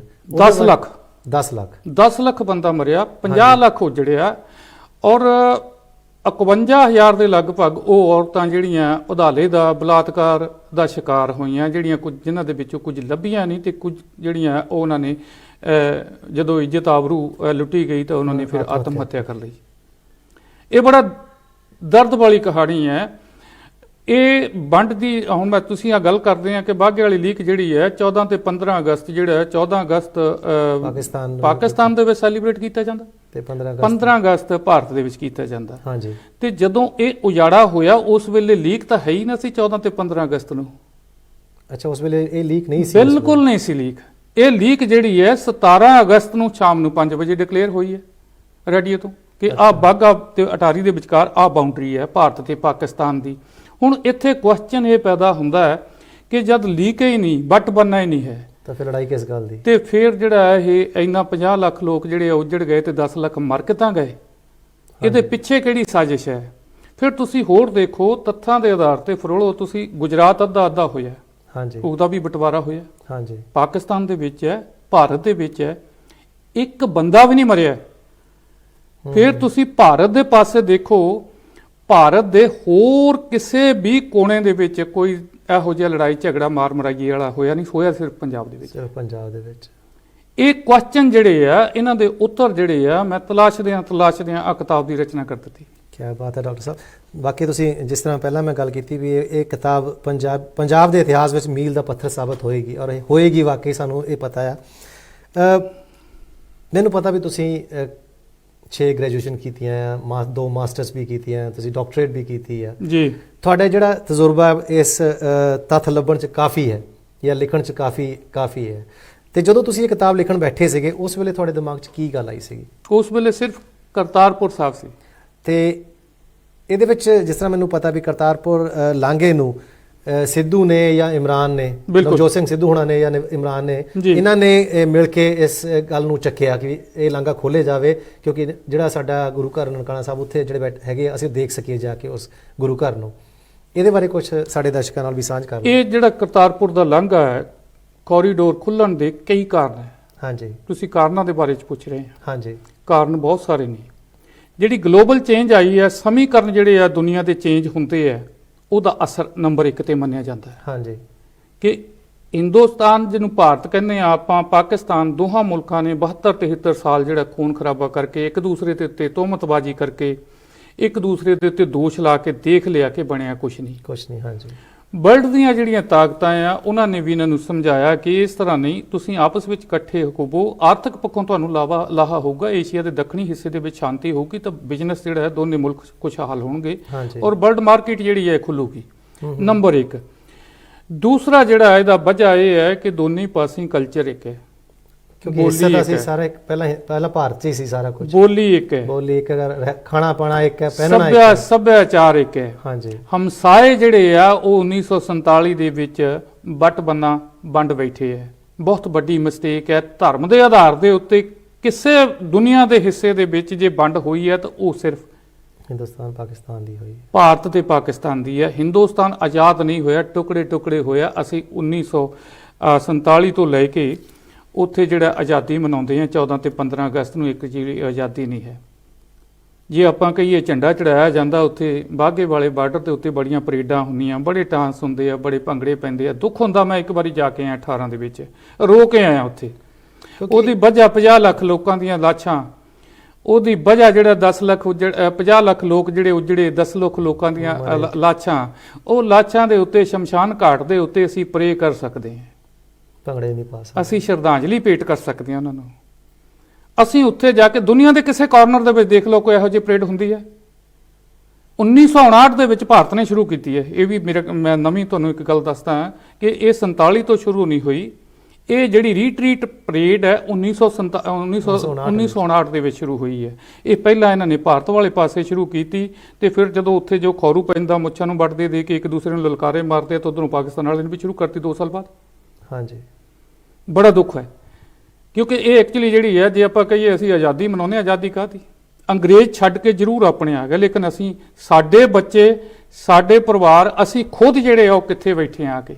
ਵਾਕਈ ਡਾਕਟਰ ਸਾਹਿਬ, ਵਾਕਈ ਤੁਹਾਡੀ ਗੱਲਾਂ ਬਹੁਤ ਦਿਲ ਨੂੰ ਲੱਗਦੀਆਂ ਕਿ ਜੀ। ਜਿਸ ਤਰ੍ਹਾਂ ਤੁਸੀਂ ਗੱਲ ਕੀਤੀ ਵੀ ਜਿੱਥੇ ਇੰਨਾ ਉਜਾੜਾ ਹੋਇਆ ਅਸੀਂ ਉੱਥੇ ਜਾ ਕੇ ਭੰਗੜਾ ਪਾਉਂਦੇ ਆ, ਜਦ ਕਿ ਸਾਨੂੰ ਉੱਥੇ ਸ਼ਰਧਾਂਜਲੀ ਦੇਣੀ ਚਾਹੀਦੀ ਜਾ ਕੇ। ਬਿਲਕੁਲ। ਜੇ ਆਪਾਂ ਜਲਿਆਂਵਾਲੇ ਬਾਗ ਨੂੰ ਜਾ ਕੇ ਕਹਿੰਦੇ ਵੀ ਸਾਨੂੰ ਅਸੀਂ ਸ਼ਰਧਾਂਜਲੀ ਦੇਈਦੀ ਹੈ, ਇਹੀ ਚੀਜ਼ ਉੱਥੇ ਵੀ ਹੋਈ ਹੈ। ਐਗਜ਼ੈਕਟਲੀ ਸੇਮ ਅਸੀਂ ਜਲਿਆਂਵਾਲੇ ਬਾਗ ਜਾ ਕੇ ਭੰਗੜਾ ਪਾਵਾਂਗੇ, ਗੱਲ ਇਹੀ ਤੁਹਾਡੀ ਸੇਮ ਐਗਜ਼ੈਕਟਲੀ ਸੇਮ ਸਿਚੁਏਸ਼ਨ ਹੈ। ਬੜਾ ਦੁੱਖ ਹੁੰਦਾ ਜਦੋਂ ਅਸੀਂ ਇਹਨੂੰ ਸੰਜੀਦਗੀ ਨਾਲ ਸੋਚਦੇ ਹਾਂ। ਸਾਡੇ ਪੰਜਾਬੀ ਜਿਹੜੇ ਹੈ, ਮੈਂ ਸੌਰੀ, ਮੈਨੂੰ ਅਫਸੋਸ ਹੈ ਇਸ ਗੱਲ ਦਾ, ਮੈਨੂੰ ਕਹਿਣਾ ਪੈਣਾ, ਪੰਜਾਬੀਆਂ ਦੇ ਵਿੱਚ ਇਹ ਹੈ ਕਿ ਖਾਣ ਪੀਣ ਤੇ ਮौज ਮਸਤੀ ਕਰਨ ਦੀ ਗੱਲ ਹੈ। ਹਾਂਜੀ। ਪਰ ਸਾਡੇ ਸੱਭਿਆਚਾਰ ਦੇ ਵਿੱਚ ਇਕੱਲਾ ਖਾਣਾ ਪੀਣਾ ਮौज ਮਸਤੀ ਨਹੀਂ ਹੈ, ਤਹਿਜੀਬ ਵੀ ਹੈ, ਵਾਕਈ ਸੰਸਕਾਰ ਵੀ ਹੈ। ਤੇ ਪਿਆਰੇ ਦਰਸ਼ਕੋ, ਮੈਂ ਤੁਹਾਨੂੰ ਦੱਸ ਦਵਾਂ ਵੀ ਅੱਜ ਠੀਕ ਹੈ ਇਹ ਪ੍ਰੋਗਰਾਮ ਵਾਹ ਜੀ ਵਾਹ ਜਿਹੜਾ ਸ਼ਾਇਰੀ ਦਾ ਹੁੰਦਾ ਹੈ, ਮੁਸ਼ਾਇਰੇ ਦਾ ਹੁੰਦਾ ਹੈ, ਲੇਕਿਨ ਅੱਜ ਕੁਝ ਅਸੀਂ ਟੌਪਿਕ ਨੂੰ ਇਸ ਤਰ੍ਹਾਂ ਰੱਖਿਆ ਕਿਉਂਕਿ ਇਹ ਮੈਂ ਸੋਚਿਆ ਸੀਗਾ ਵੀ ਕਿਉਂਕਿ ਇਹ ਜਿਹੜੀ ਚੀਜ਼ ਹੈ ਨਾ, ਇਹ ਤੁਹਾਡੇ ਦਰਸ਼ਕਾਂ ਦੇ ਰੂਬਰੂ ਹੋਣੀ ਚਾਹੀਦੀ ਹੈ, ਕਿਉਂਕਿ ਅਸੀਂ ਇਸ ਇਤਿਹਾਸ ਤੋਂ ਵਾਂਝੇ ਰਹਿ ਚੁੱਕੇ ਹਾਂ, ਤਾਂ ਉਹ ਤੁਹਾਡੇ ਰੂਬਰੂ ਹੋਣਾ ਚਾਹੀਦਾ ਹੈ। ਤਾਂ ਕਰਕੇ ਅੱਜ ਦਾ ਜਿਹੜਾ ਇਹ ਸ਼ੋਅ ਰੱਖਿਆ ਗਿਆ। ਲੇਕਿਨ ਇਹ ਨਹੀਂ ਵੀ ਡਾਕਟਰ ਸਾਹਿਬ ਲਿਖਦੇ ਨਹੀਂ ਜਾਂ ਬੋਲ ਨਹੀਂ ਸਕਦੇ, ਕਵਿਤਾਵਾਂ ਬੋਲ ਸਕਦੇ ਨੇ। ਅਸੀਂ ਜ਼ਰੂਰ ਇਹਨਾਂ ਕੋਲ ਸੁਣਾਂਗੇ ਕੋਈ ਨਾ ਕੋਈ ਸ਼ਾਇਰੀ। ਤੇ ਹੁਣ ਥੱਲੇ ਤੁਹਾਨੂੰ ਹੋਣਾ ਪਤਾ ਵੀ ਸਕਰੀਨ ਤੇ ਨੰਬਰ ਸਕਰੋਲ ਹੋਣ ਲੱਗ ਪੈਣਾ ਆ, ਤੇ ਤੁਹਾਡੀ ਜਿਹੜੀ ਕਾਲਸ ਲਾਈਨ ਉਹ ਵੀ ਖੁੱਲ ਜਾਣੀ ਹੈ, ਤੁਸੀਂ ਕਾਲ ਕਰ ਸਕਦੇ ਹੋ। ਕਾਲ ਲੈਣ ਤੋਂ ਪਹਿਲਾਂ ਮੈਂ ਗੱਲ ਕਰਾਂਗਾ ਡਾਕਟਰ ਸਾਹਿਬ ਨਾਲ। ਡਾਕਟਰ ਸਾਹਿਬ, ਆਪਾਂ ਨੂੰ ਕਿਹਾ ਜਾਂਦਾ ਵੀ ਆਪਾਂ ਪ੍ਰਵਾਸੀ ਹੋ ਗਏ ਹਾਂ ਜੀ। ਇਹ ਪ੍ਰਵਾਸੀ ਦਾ ਮੈਨੂੰ ਸਮਝ ਨਹੀਂ ਆਇਆ ਵਰਡ ਐਕਚੁਅਲੀ ਹੈ ਕੀ, ਕਿਉਂਕਿ ਮੈਨੂੰ ਪਤਾ ਤੁਹਾਨੂੰ ਇਸ ਚੀਜ਼ ਦੀ ਨੌਲੇਜ ਜ਼ਿਆਦਾ, ਤੁਸੀਂ ਸਾਡੇ ਦਰਸ਼ਕਾਂ ਨਾਲ ਇਹ ਵੀ ਦੱਸੋ ਕਿ ਪ੍ਰਵਾਸੀ ਐਕਚੁਅਲੀ ਸੀ ਹੈ ਕਿ ਨਹੀਂ ਹੈ। ਸਰਬਜੀਤ, ਇਹ ਟਾਈਟਲ ਕੀ ਹੈ? ਇਹ ਸਵਾਲ ਜਿਹੜਾ ਆ ਬਹੁਤ ਵਧੀਆ ਸਵਾਲ ਪੁੱਛਿਆ ਤੁਸੀਂ, ਅੱਜ ਤੱਕ ਕਿਸੇ ਨੇ ਮੈਨੂੰ ਪੁੱਛਿਆ ਨਹੀਂ ਹੈ। ਚਲੋ ਥੈਂਕ ਯੂ ਜੀ। ਇਹ ਤੁਸੀਂ ਪੁੱਛਿਆ। ਹਾਂਜੀ। ਪ੍ਰਵਾਸੀ ਲਫ਼ਜ਼ ਜਿਹੜਾ ਆ ਬਿਲਕੁਲ ਵੀ ਢੁਕਵਾਂ ਨਹੀਂ ਸਾਡੇ ਵਾਸਤੇ। ਮੈਂ ਇਹ ਗੱਲ ਦਾਅਵੇ ਨਾਲ ਕਹਿ ਸਕਦਾ, ਤੱਥਾਂ ਦੇ ਆਧਾਰ ਤੇ ਕਹਿ ਸਕਦਾ। ਪ੍ਰਵਾਸੀ ਉਹ ਹੁੰਦਾ ਜਿਹੜਾ ਆਪਣੀ ਮਰਜ਼ੀ ਨਾਲ ਇੱਕ ਜਗ੍ਹਾ ਤੋਂ ਦੂਸਰੀ ਜਗ੍ਹਾ ਜਾਂਦਾ, ਫਿਰ ਆਪਣੀ ਮਰਜ਼ੀ ਨਾਲ ਵਾਪਸ ਆਉਂਦਾ। ਹਾਂਜੀ। ਪੰਛੀਆਂ ਦੀ ਉਦਾਹਰਨ ਦਿੰਦੇ ਆ। ਹਾਂਜੀ। ਉਧਰ ਪੰਜਾਬ ਦੇ ਵਿੱਚ ਇੱਕ ਬੇਈ ਹੈ ਕਾਂਜਲੀ, ਹਾਂਜੀ, ਉੱਥੇ ਜਾਂਦੇ ਆ ਪੰਛੀ, ਲੇਕਿਨ ਵਾਪਸ ਆਪਣੇ ਵਤਨ ਨੂੰ ਮੁੜਦੇ ਆ ਨਾ। ਸਾਡੀ ਸਿਚੁਏਸ਼ਨ ਇਹ ਹੈ ਕਿ 1947 ਦੀ ਵੰਡ ਨੇ ਪੰਜਾਬ ਉਜਾੜ ਦਿੱਤਾ। ਕ੍ਰੈਡਿਟ ਕਰੰਚ ਦੁਨੀਆ ਦੇ ਵਿੱਚ ਸਭ ਤੋਂ ਪਹਿਲਾਂ ਉੱਥੇ ਹੋਇਆ। ਕੀ ਬਾਤ। ਭਾਰਤ ਦੇ ਪਾਕਿਸਤਾਨ ਦਾ, ਉਦੋਂ ਬਾਅਦ ਤਾਂ ਗ੍ਰੀਸ ਵਗੈਰਾ ਅਮਰੀਕਾ ਦੇ ਵਿੱਚ ਤਾਂ ਹੁੰਦੀਆਂ ਗੱਲਾਂ ਸੁਣਦੇ ਆ, ਇਹ ਸਭ ਤੋਂ ਪਹਿਲਾਂ ਹੋ ਚੁੱਕਾ। ਉਸ ਆਰਥਿਕਤਾ ਦੇ ਮਾਰੇ ਹੋਏ ਲੋਕ ਉੱਜੜ ਕੇ ਆਏ ਆ। ਅਸੀਂ, ਸਾਡੇ ਬੱਚੇ ਆਇਲਟ ਕਰਦੇ ਆ, ਅਸੀਂ ਖੁਸ਼ ਹੁੰਦੇ ਆ। ਆਇਲਟ ਕਰਕੇ ਕੈਨੇਡਾ ਗਿਆ, ਅਮਰੀਕਾ ਗਿਆ। ਹਾਂਜੀ। ਕਾਹਦੇ ਵਾਸਤੇ? ਕਿ ਪੰਜਾਬ ਦੇ ਵਿੱਚ ਯੂਨੀਵਰਸਿਟੀਆਂ ਨਹੀਂ ਹੈ, ਪੰਜਾਬ ਦੇ ਵਿੱਚ ਵਿੱਦਿਅਕ ਅਦਾਰੇ ਨਹੀਂ ਹੈ, ਪੰਜਾਬ ਦੇ ਵਿੱਚ ਪੜ੍ਹਨ ਦਾ ਮਿਆਰ ਨਹੀਂ ਹੈ। ਔਰ ਆਪਣੇ ਪੰਜਾਬ 'ਚ ਜਿਹੜਾ ਪੜ੍ਹਨ ਦਾ ਸਟੈਂਡਰਡ ਕਾਫੀ ਹਾਈ ਹੈ। ਹਾਈ ਹੈ। ਹਾਂਜੀ। ਅਸੀਂ ਉੱਥੋਂ ਪੜ੍ਹ ਕੇ ਆਏ ਹਾਂ। ਵਾਕਈ। ਹਾਂਜੀ। ਉਹ ਵਜ੍ਹਾ ਇਹ ਹੈ ਕਿ ਇਹ ਵੀ ਇੱਕ ਤਰ੍ਹਾਂ ਦਾ ਜਿਹੜਾ ਆ ਇਹ ਸਾਜ਼ਿਸ਼ ਹੈ ਉਜਾੜਨ ਦੀ। ਪੰਜਾਬ ਉਜਾੜਿਆ ਜਾ ਰਿਹਾ। ਆਪਾਂ ਪ੍ਰਵਾਸੀ ਨਹੀਂ ਹੈ, ਆਪਾਂ ਬੇਸਿਕਲੀ ਉਜਾੜੇ ਹੋਏ ਅਸੀਂ ਜਲਾਵਤਨ ਲੋਕ ਹਾਂ, ਉਜੜੇ ਹੋਏ ਲੋਕ ਹਾਂ। ਪ੍ਰਵਾਸੀ ਲਫ਼ਜ਼ ਬਿਲਕੁਲ ਵੀ ਢੁਕਵਾਂ ਨਹੀਂ ਹੈ। ਬਿਲਕੁਲ ਉਸੇ ਤਰ੍ਹਾਂ ਜਿਸ ਤਰ੍ਹਾਂ 1984 ਦੇ ਵਿੱਚ ਜਿਹੜਾ ਜੋ ਕੁਝ ਹੋਇਆ ਨਵੰਬਰ ਦੇ ਵਿੱਚ ਦਿੱਲੀ ਦੇ ਵਿੱਚ, ਉਹਨੂੰ ਦੰਗੇ ਕਹਿੰਦੇ ਸੀ, ਉਹ ਕਤਲੇਆਮ ਸੀ। ਡਾਕਟਰ ਸਾਹਿਬ, ਗੱਲਾਂ ਤੁਹਾਡੇ ਨਾਲ ਚੱਲੀ ਜਾਣੀਆਂ। ਕਾਲ ਵੀ ਆ ਗਈ, ਹੁਣ ਆਪਾਂ ਕਾਲਾਂ ਵੀ ਲੈ ਲਈਏ ਤੇ ਉਸ ਤੋਂ ਬਾਅਦ ਫਿਰ ਆਪਾਂ ਗੱਲ ਸ਼ੁਰੂ ਕਰਾਂਗੇ। ਹਾਂਜੀ, ਸਤਿ ਸ਼੍ਰੀ ਅਕਾਲ ਜੀ। ਹਾਂਜੀ ਮਹਾਰਾਜ, ਸਲਾਮ ਪੇਸ਼ ਕਰਨਾ ਅਹਿਮਦ ਬੋਲ ਰਿਹਾ ਤੁਹਾਨੂੰ ਤੇ ਡਾਕਟਰ ਸਾਹਿਬ ਨੂੰ। ਅਹਿਮਦ ਸਾਹਿਬ ਜੀ ਆਇਆਂ ਨੂੰ ਤੁਹਾਡਾ ਤਹਿ ਦਿਲੋਂ ਇਸਤਕਬਾਲ ਤੁਹਾਡੇ ਆਪਣੇ ਇਸ ਪ੍ਰੋਗਰਾਮ ਵਾਹ ਜੀ ਵਾਹ ਵਿੱਚ। ਤੁਸੀਂ ਜਰਮਨੀ ਤੋਂ ਬੋਲ ਰਹੇ ਹੋ? ਜੀ ਜੀ, ਮੈਂ ਕੱਲ ਤੁਹਾਡਾ ਫੋਨ। ਹਾਂਜੀ ਅਹਿਮਦ ਸਾਹਿਬ। ਹਾਂਜੀ, ਮੈਂ ਬੜਾ ਇਹਨਾਂ ਨੇ ਜਿਹੜਾ ਮੌਜੂ ਤੁਸੀਂ ਅੱਜ ਛੇੜਿਆ ਨਾ, ਕਿ ਸਾਡੇ ਵੱਡੇ ਉੱਠ ਕੇ ਅੰਮ੍ਰਿਤਸਰ ਤੋਂ ਆਏ ਸਨ। ਹਾਂਜੀ। ਮੱਲਾ ਸ਼ਰੀਫਪੁਰਾ। ਹਾਂਜੀ। ਤੇ ਜਿਹੜੀਆਂ ਤਕਲੀਫਾਂ ਉਹ ਦੱਸਦੇ ਸਨ ਨਾ, ਤੇ ਉਹ ਖੂਨ ਦੇ ਆਂਸੂ ਬੰਦਾ ਰੋਂਦਾ ਹੈ ਵਾਕਈ। ਕਿ ਜਿਹੜਾ ਵਾਕਈ ਡਾਕਟਰ ਸਾਹਿਬ ਨੇ ਜਿਹੜੀ ਗੱਲ ਕੀਤੀ ਹੈ, ਤੇ ਉਹ ਤੇ ਸਾਡੇ ਵਾਲ ਸਾਹਿਬ ਤੇ ਹੁਣ 10-15 ਸਾਲ ਫੌਤ ਹੋ ਗਏ ਨੇ। ਹਾਂਜੀ। ਲੇਕਿਨ ਜਿਹੜਾ ਉਹ ਕਿਉਂਕਿ ਪੁਲਿਸ ਸਨ, ਤੇ ਜਦੋਂ ਆਏ ਨੇ ਇੱਧਰ ਹੀ 47 ਚ 14 ਅਗਸਤ ਸਾਲ ਦਿਨ ਆ ਗਏ ਸਨ। ਹਾਂਜੀ। ਤੇ ਇਹਨਾਂ ਨੇ ਜਿਹੜਾ ਦੱਸਿਆ ਕਿ 17 ਨੂੰ ਹੋਇਆ, ਵਾਕਈ ਗੱਲ ਇਹਨਾਂ ਦੀ ਸਹੀ ਹੈ। ਕਿਉਂਕਿ ਨਵਾਂ ਜਦੋਂ ਕੋਈ ਚੀਜ਼ ਅਗਰ ਰੱਖਦੇ ਉਦੋਂ ਕਿਸੇ ਨੂੰ ਪਤਾ ਨਹੀਂ ਹੁੰਦਾ ਵੀ ਕਿੱਥੋਂ ਤੱਕ। ਉਹ ਸਾਰੇ ਇਹੀ ਸਮਝਦੇ ਸਨ ਕਿ ਦਿੱਲੀ ਤੱਕ ਪਤਾ ਨਹੀਂ ਪਾਕਿਸਤਾਨ, ਤੇ ਇੰਡੀਆ ਵਾਲੇ ਸਮਝਦੇ ਲਾਹੌਰ ਜਿਹੜਾ ਵਾ ਇੰਡੀਆ ਦੇ ਵਿੱਚ ਵਾ। ਤੇ ਇਹ ਚੀਜ਼ਾਂ ਜਿਹੜੀਆਂ ਨਾ, ਲਾਰਡ ਮਾਊਂਟਬੈਟਨ ਨੇ ਇੱਕ ਦਿਨ ਉਹਨੇ ਕਿਹਾ ਕਿ ਜਿਹੜਾ ਮੈਨੂੰ ਤੁਸੀਂ ਆਪਣਾ ਗਵਰਨਰ ਜਨਰਲ ਰੱਖੋ, ਤੇ ਪਾਕਿਸਤਾਨ ਨੂੰ ਵੀ ਕਿਹਾ ਸੀ, ਲੇਕਿਨ ਇੰਡੀਆ ਨੇ ਰੱਖਿਆ ਉਹਨੂੰ। ਇਹ ਚੀਜ਼ਾਂ ਤੇ ਇਹਨਾਂ ਨੇ ਹਿਸਟਰੀ 'ਚ ਲਿਖੀਆਂ ਹੋਣਗੀਆਂ, ਲੇਕਿਨ ਇਹ ਹੈ ਕਿ ਬੜਾ ਹੀ ਇਹਨਾਂ ਜਿਹੜਾ ਮੌਜੂ, ਮੈਂ ਤੇ ਮੁਬਾਰਕਬਾਦ ਦੇਣਾ ਵਾ ਲਾਂਘੇ ਦੀ, ਜਿਹੜੀ ਇੱਕ ਸ਼ੁਕਰ ਹੈ ਖੁਦਾ ਦਾ, ਬਾਬਾ ਗੁਰੂ ਨਾਨਕ ਸਾਹਿਬ ਜਿਹੜੇ ਨੇ ਇਹ ਉਹਨਾਂ ਦੀ ਧਰਤੀ ਦਾ ਜਿਹੜਾ ਉਹਨਾਂ ਦਾ ਪਾਕ ਜਗ੍ਹਾ ਜਿਹੜੀ ਉਹਨੂੰ ਮੁਕੱਦਮ ਰੱਖਿਆ ਤੇ ਸਿੱਧੂ ਸਾਹਿਬ ਨੇ ਤੇ ਇਮਰਾਨ ਖਾਨ ਨੇ ਇਹਨੂੰ ਖੋਲਿਆ। ਔਰ ਇਹ ਮੁਹੱਬਤ ਪਿਆਰ ਦਾ ਜਿਹੜਾ ਪੈਗਾਮ ਮੈਂ ਅੱਲਾ ਕਰੇ ਚਾਹੁੰਦਾ ਵਾਂ ਕਿ ਇਹਨੂੰ ਵਧਾਉਣਾ ਚਾਹੀਦਾ, ਇਹਨੂੰ ਘਟਣ ਨਹੀਂ ਦੇਣਾ ਚਾਹੀਦਾ। ਤੇ ਮੈਂ ਅੱਜ ਦੋ ਕੁ ਲੈਣਾ ਕਿਉਂਕਿ ਤੁਸੀਂ ਕਿ ਟਾਈਮ ਬੜਾ ਥੋੜਾ ਇਰਸ਼ਾਦ ਜੀ। ਹਾਂਜੀ, ਕਿਉਂਕਿ ਆਪਾਂ ਕੋਲ ਕਾਲਾਂ ਬਹੁਤ ਹੁੰਦੀਆਂ ਅੱਜ, ਕਾਫੀ ਇੰਪੋਰਟੈਂਟ ਆਪਣਾ ਹੈਗਾ ਆ। ਸੋ ਬੰਦੇ ਦੇ ਉੱਤੇ ਹੀ ਹੈ ਕਿ ਜਿਹੜਾ ਇਨਸਾਨ ਆਪਣੇ ਆਪ ਨੂੰ ਮੇਰੀ ਕਰਦਾ, ਉਹਦੇ ਵਾਸਤੇ ਦੋ ਚਾਰ ਲੈਣਾ। ਇਰਸ਼ਾਦ ਜੀ, ਇਰਸ਼ਾਦ। ਮਿੱਟੀ ਦਾ ਤੂੰ ਮਿੱਟੀ ਹੋਣਾ ਉੱਤੇ ਕਾਦੀ ਬੱਲੇ ਬੱਲੇ ਤੇ ਅੱਜ ਮਿੱਟੀ ਦੇ ਓਏ ਉੱਤੇ ਬੰਦਿਆ ਤੇ ਕੱਲ ਮਿੱਟੀ ਦੇ ਥੱਲੇ ਜਿਸ ਘਰ ਸਾਰੀ ਉਮਰ ਗੁਜ਼ਾਰੀ ਉਹ ਇੱਕ ਪਲ ਨਾ ਮਿਲਿਆ ਰਹਿਣਾ ਤੇ ਕੁਝ ਦਿਨ ਤੈਨੂੰ ਉਹ ਯਾਦ ਕਰਨਗੇ ਫਿਰ ਨਾਮ ਕਿਸੇ ਨਹੀਂ ਲੈਣਾ।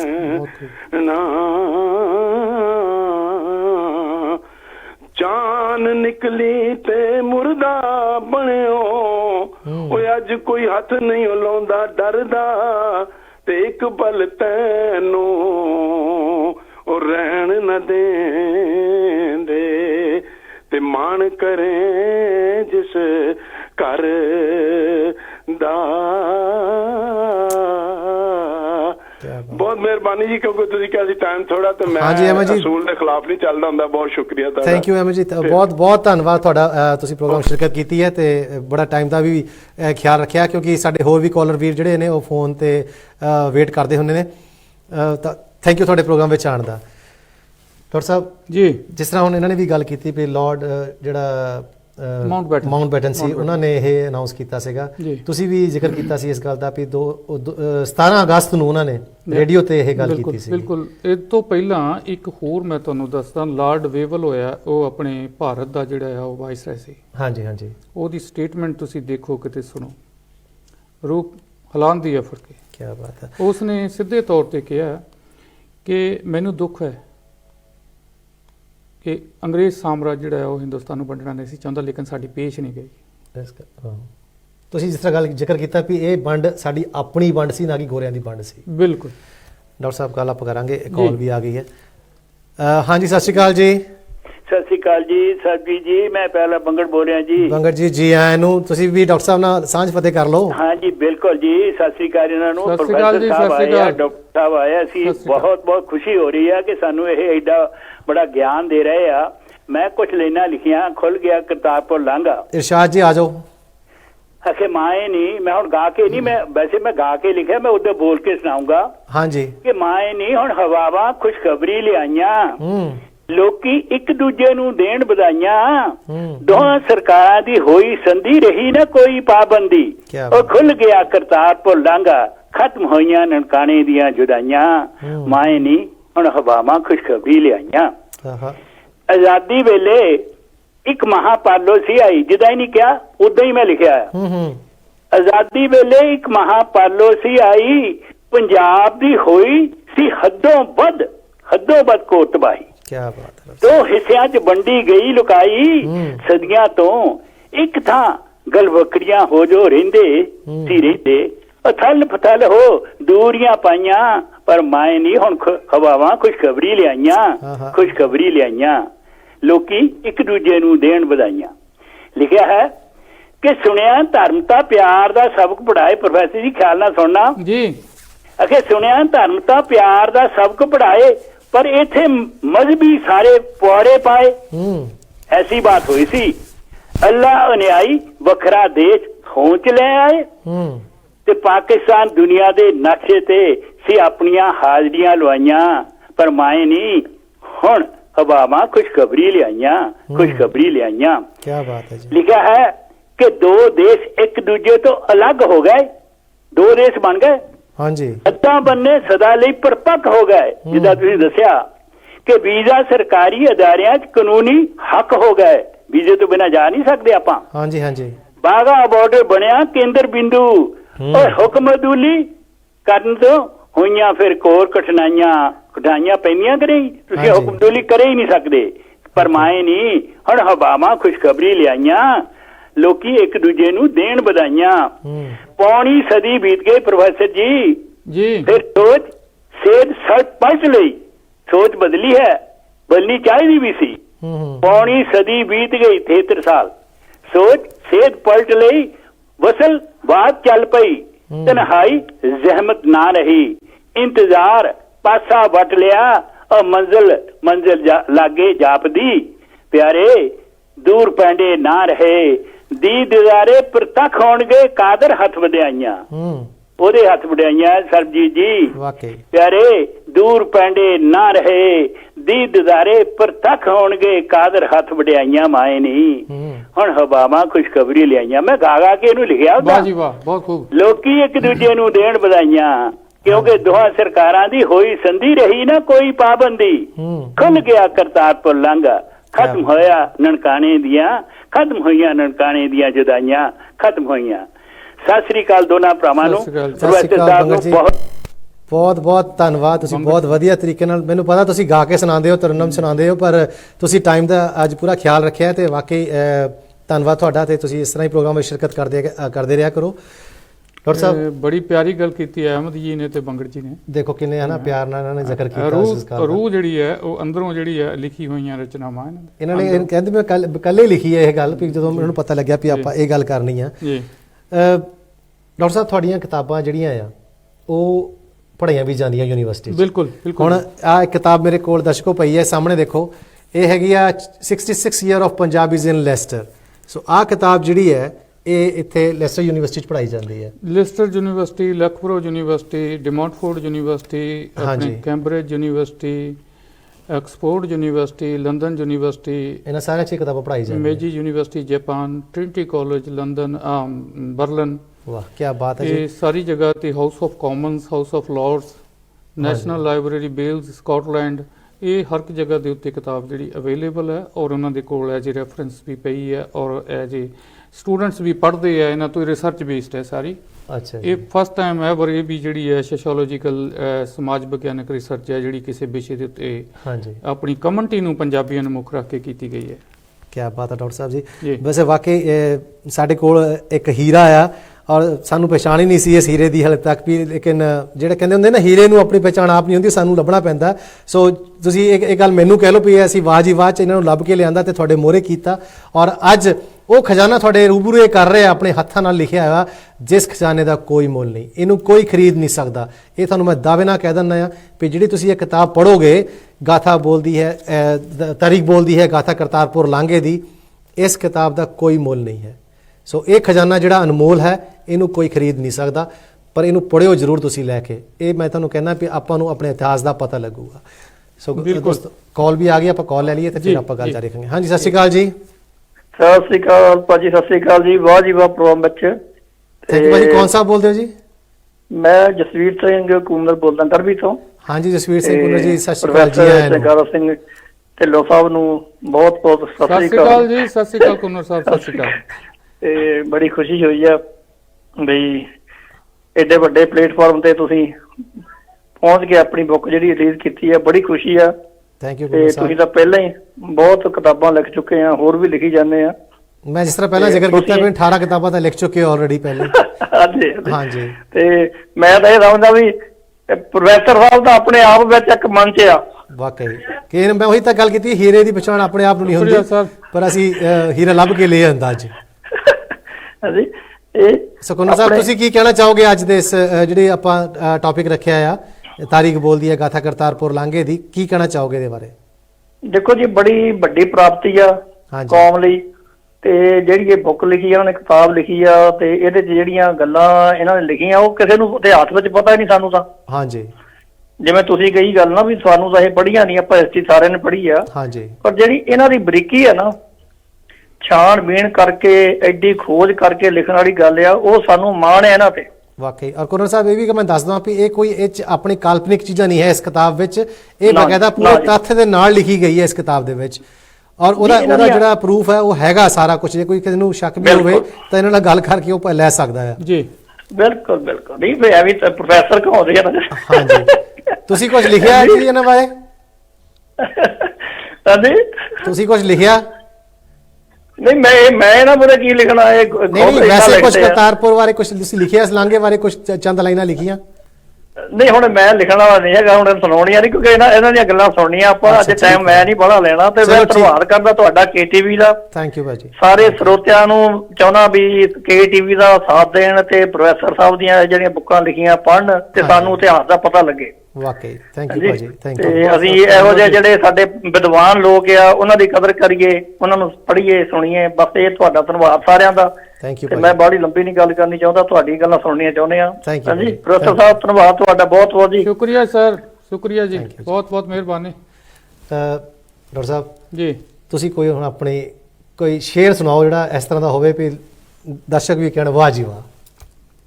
ਸ਼ੇਰ ਸੁਣਾ ਦਿੰਦੇ ਆ, ਇੱਕ ਦੋ ਲਾਈਨਾਂ ਦਾ ਜਿਹੜਾ ਸ਼ੇਰ ਹੈ। ਮੈਂ ਬਹੁਤਾ ਕਵਿਤਾਵਾਂ ਵਗੈਰਾ ਪੜ੍ਹਦਾ ਨਹੀਂ ਹੈ, ਪਰ ਤੁਸੀਂ ਲਿਖਦੇ ਤਾਂ ਹੋ ਨਾ, ਤਾਂ ਲਿਖਣ ਵਾਲਾ ਤਾਂ ਲਿਖਦੇ ਕੁਝ ਵੀ ਲਿਖ ਸਕਦਾ ਹੈ। हाँ जी, हाँ जी। एक ही खता हम बार बार करते रहे, धूल जमी थी चेहरे पे, हम आईना साफ करते क्या रहे। बात है, क्या बात है। ਗੱਲ ਕਿਤੇ ਹੋਰ ਹੈ, ਇਹ ਮੇਰੀਆਂ ਜੋ ਲਿਖਤਾਂ ਆ ਉਹਨਾਂ ਦੇ ਵਿੱਚ ਮੈਂ ਬੜੀ ਫਿੱਟ ਕਰਦਾ ਹਾਂ, ਉਹਨਾਂ ਦੇ ਆਧਾਰ ਦੇ ਉੱਤੇ ਲਿਖਦਾ क्या बात है ਕਿ ਅਸੀਂ ਫੈਕਟ ਕਿਤੇ ਹੋਰ ਹੈ, ਅਸੀਂ ਕੁਝ ਜਾਣਦੇ ਹੋਰ ਹੈ। क्या बात है, वाकई सच्चाई गल है।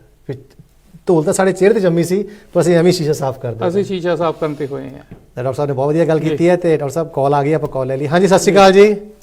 ਸਤਿ ਸ੍ਰੀ ਅਕਾਲ ਜੀ, ਆਇਆਂ ਮੈਂ ਸਰਜੀਤ ਨਛੱਤਰ ਭੋਗਲ ਬੋਲਦਾ। ਨਛੱਤਰ ਭੋਗਲ ਜੀ ਆਇਆਂ ਨੂੰ। ਇਹ ਬਾਬਾ ਜੀ ਦਾ ਪ੍ਰੋਮਿਸ ਕੀਤਾ ਸੀ, ਮੈਂ ਕਿਹਾ ਵੀ ਡਾਕਟਰ ਸਾਹਿਬ ਉਹਨਾਂ ਦੇ, ਪ੍ਰੋਫੈਸਰ ਸਾਹਿਬ ਉਹਨਾਂ ਦੇ ਰਾਹ ਦੇ ਦਰਸ਼ਨ ਕਰਾਂਗੇ। ਹਾਂਜੀ, ਤੇ ਬਿਲਕੁਲ ਜਦੋਂ ਤੁਸੀਂ ਪਹਿਲਾਂ ਕਿਹਾ ਨਾ ਵੀ ਡਾਕਟਰ ਸਾਹਿਬ ਨੇ 18 ਕਿਤਾਬਾਂ, ਪ੍ਰੋਫੈਸਰ ਸਾਹਿਬ ਨੇ 18 ਕਿਤਾਬਾਂ ਲਿਖੀਆਂ, ਹਾਂਜੀ, ਉਹ ਕੱਲੀ ਕੁਆਂਟੀਟੀ ਨਹੀਂ ਗੀ, ਉਹਨਾਂ ਦੇ ਵਿੱਚ ਕੁਆਲਿਟੀ ਬਹੁਤ ਹੈ। ਵਾਕਈ ਸੱਚਾਈ ਹੈ। ਮੈਂ ਤਾਂ ਹੀ ਕਿਹਾ ਉਹ ਲਿਖਿਆ, ਜਿਹੜੀ ਲਿਖਿਆ ਤਾਂ ਅਨਮੋਲ ਹੈ, ਉਹਨੂੰ ਉਹਦਾ ਕੋਈ ਮੋਲ ਨਹੀਂ ਹੈਗਾ। ਇੱਕ ਮੈਂ ਤੁਹਾਡੀ ਗਲਤੀ ਨੂੰ ਦਰੁਸਤ ਕਰਨਾ ਚਾਹੁੰਦਾ, ਤੁਸੀਂ ਕਹਿੰਦੇ ਵੀ ਮੈਂ ਹੀਰਾ ਲੱਭ ਕੇ ਲਿਆਂਦਾ, ਤੇ ਹੀਰਾ ਨਹੀਂ, ਇਹ ਵਿਦਵਾਨ ਹੀਰਾ ਹੈ। ਚਲੋ ਬਾਬਾ ਵਿਦਵਾਨ ਨਾਲ ਜੋੜ ਦਿੰਦੇ ਆ, ਸਾਡੇ ਬੜੇ ਭਰਾ ਇਸ ਕਰਕੇ ਹੈ ਨਾ। ਤੁਸੀਂ ਵਿਸ਼ੇਸ਼ਣ ਜੋੜੀ ਜਾਓ ਨਾਲ ਜੀ ਭੁਗਲ ਸਾਹਿਬ। ਹਾਂਜੀ, ਬਿਲਕੁਲ। ਇਹਨਾਂ ਨੇ ਪੰਜਾਬ ਟਾਈਮਸ ਦੇ ਵਿੱਚ ਬਹੁਤ ਕੁਝ ਲਿਖਿਆ। ਇਹਨਾਂ ਦੀ ਇਹ ਕਿਤਾਬ ਹਾਲੇ ਮੈਂ ਪੜ੍ਹੀ ਤਾਂ ਨਹੀਂ, ਪੜ੍ਹ ਕੇ ਜ਼ਰੂਰ ਉਹਦਾ ਨਿਰੀਖਣ ਕਰਾਂਗੇ, ਗੱਲ ਕਰਾਂਗੇ। ਠੀਕ ਹੈ ਜੀ। ਇਹ ਲਿਖਦੇ ਰਹੇ ਆ ਰੰਗਲਾ ਪੰਜਾਬ ਕੇ ਕੰਗਲਾ ਪੰਜਾਬ। ਹਾਂਜੀ, ਵਾਹ ਜੀ ਵਾਹ, ਬੜਾ ਟਾਈਮ ਨਹੀਂ ਲੈਣਾ। ਮੈਂ ਇਹਨਾਂ ਦੇ ਉਹ ਕੰਗਲਾ ਪੰਜਾਬ ਦੇ ਪੜ੍ਹ ਕੇ ਉਹ ਕਾਲਮ ਹਮੇਸ਼ਾ ਪੜ੍ਹਦਾ, ਇਹਨਾਂ ਦਾ ਕਾਲਮ ਕੋਈ ਵੀ। ਹਾਂਜੀ, ਔਰ ਇਹਨਾਂ ਦੇ ਜੋ ਕਾਲਮ ਲਿਖਿਆ ਹੁੰਦਾ, ਉਹ ਪੜ੍ਹਦਾ ਬੰਦਾ ਬੋਰ ਨਹੀਂ ਹੁੰਦਾ। ਜਿੰਨਾ ਚਿਰ ਤੁਸੀਂ ਸ਼ੁਰੂ ਕਰਕੇ ਉਹਨੂੰ ਖਤਮ ਨਹੀਂ ਕਰ ਲੈਂਦੇ, ਉਹਨਾਂ ਚਿਰ ਪੜ੍ਹਨ ਨੂੰ ਫਟ ਨਹੀਂ ਹੁੰਦਾ।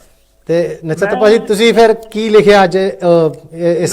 ਮੈਂ ਇਸ ਕਰਤਾਰਪੁਰ ਲਾਂਘੇ ਤੇ ਤਾਂ ਨਹੀਂ ਲਿਖਿਆ। ਇਹਨਾਂ ਦਾ ਜਿਹੜਾ ਕੰਗਲਾ ਪੰਜਾਬ ਸੀਗਾ, ਉਹ ਕੰਗਲੇ ਪੰਜਾਬ ਦੇ ਉੱਤੇ ਇੱਕ ਮੈਂ ਕਵਿਤਾ ਲਿਖੀ ਸੀਗੀ। ਆਜੋ ਫਿਰ ਆਜੋ, ਤੇ ਉਹ ਜੇ ਤੁਹਾਡੇ ਨਾਲ ਸਾਂਝੀ ਕਰਾਂ ਤਾਂ ਮੈਂ ਆਪਣੇ ਤੋਂ ਸਤਿ ਸ੍ਰੀ ਅਕਾਲ ਕਹਿ ਇਰਸ਼ਾਦ ਜੀ, ਇਰਸ਼ਾਦ ਆਜੋ। ਤੇ ਘੁੱਗ ਵਸਦਾ ਸੀ ਕਦੇ ਸਾਡਾ ਰੰਗਲਾ ਪੰਜਾਬ, ਘੁੱਗ ਵਸਦਾ ਸੀ ਕਦੇ ਸਾਡਾ ਰੰਗਲਾ ਪੰਜਾਬ, ਹੈ ਉਜਾੜੇ ਕੰਢੇ ਖੜਾ ਹੋਇਆ ਕੰਗਲਾ ਪੰਜਾਬ। ਪਾਣੀ ਲੈ ਗਏ ਪਤਾਲ, ਫਸਲਾਂ ਦਾ ਬੁਰਾ ਹਾਲ, ਢੇਰ ਖਾਦਾਂ ਮਹਿੰਗੇ ਬੀਜ, ਖੇਤੀਬਾੜੀ ਹੋਈ ਬਿਹਾਲ। ਕੀ ਬਾਤ ਹੈ, ਬਹੁਤ ਖੂਬ। ਰੇਗਿਸਤਾਨ ਬਣ ਚੁੱਕਾ, ਸੁੱਕੀ ਬਈ ਨਹਿਰ ਢਾਬ, ਘੁੱਗ ਵਸਦਾ ਸੀ ਕਦੇ ਸਾਡਾ ਰੰਗਲਾ ਪੰਜਾਬ।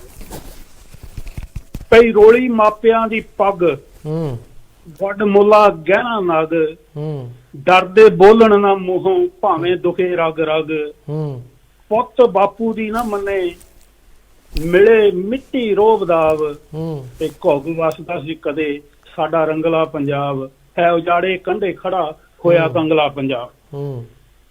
ਭਈ ਕੋਈ ਕਾੜਦਾ ਨਹੀਂ ਦੁੱਧ, ਘਿਓ ਮੱਖਣ ਨਹੀਂ ਸ਼ੁੱਧ, ਖਾ ਨਕਲੀ ਖੁਰਾਕਾਂ ਭ੍ਰਿਸ਼ਟ ਹੋਈ ਜਾਂਦੀ ਬੁੱਧ, ਫਲ ਸਬਜ਼ੀ ਨਹੀਂ ਤਾਜੀ, ਪਾਣੀ ਬਣਿਆ ਤੇਜ਼ਾਬ, ਘੁੱਗ ਵਸਦਾ ਸੀ ਕਦੇ ਸਾਡਾ ਰੰਗਲਾ ਪੰਜਾਬ। ਕੀ ਬਾਤ ਹੈ। ਤੇ ਹੱਦੋਂ ਵੱਧ ਗਈ ਮਹਿੰਗਾਈ, ਹਰ ਸ਼ਹਿਰੀ ਕਰਜ਼ਾਈ, ਭਾ ਅੰਬਰੀ ਜਾ ਲੱਗੇ ਕਿਸਾਨ ਕਾਮੇ ਦੀ ਦੁਹਾਈ, ਉਹ ਪਾਹ ਗਲ ਪਾ ਦਿਖਾਉਂਦਾ ਅੰਨਦਾਤੇ ਦਾ ਖਿਤਾਬ, ਘੁੱਗ ਵਸਦਾ ਸੀ ਕਦੇ ਸਾਡਾ ਰੰਗਲਾ ਪੰਜਾਬ। ਕੀ ਬਾਤ ਹੈ। ਸਰਜੀਤ ਪਹਿਲੇ ਹੈ ਜਵਾਨੀ ਤੁਰੀ ਪੁੱਠੇ ਰਾਹ, ਵਗੀ ਚੰਦਰੀ ਕੋ ਜਵਾ, ਇਸ਼ਕ ਆਸ਼ਕੀ ਦਾ ਦੌਰ, ਗਵਾਲੇ ਸ਼ਰਮ ਹਿਆ, ਐਨੀ ਚਿਹਰਿਆਂ ਤੇ ਲਾਲੀ ਮਰਜਾਰ ਚੁੱਕਾ ਹੈ ਗੁਲਾਬ, ਤੇ ਘੁੱਗ ਵਸਦਾ ਸੀ ਕਦੇ ਸਾਡਾ ਰੰਗਲਾ ਪੰਜਾਬ। ਕੀ ਬਾਤ ਹੈ ਜੀ, ਕੀ ਬਾਤ ਹੈ। ਭੁੱਲੇ ਰੀਤੀਆਂ ਰਿਵਾਜ ਵੰਡ ਲਿਆ ਹੈ ਸਮਾਜ, ਕਦਰਾਂ ਕੀਮਤਾਂ ਗਵਾਈਆਂ ਉਹ ਰੋਲੇ ਵਿਰਸੇ ਦੇ ਰਾਜ, ਭਲੇ ਸਮੇਂ ਬੀਤ ਚੁੱਕੇ ਵਕਤ ਆ ਗਿਆ ਖਰਾਬ, ਘੁੱਗ ਵਸਦਾ ਸੀ ਕਦੇ ਸਾਡਾ ਰੰਗਲਾ ਪੰਜਾਬ। ਸਾਡਾ ਰੰਗਲਾ ਪੰਜਾਬ।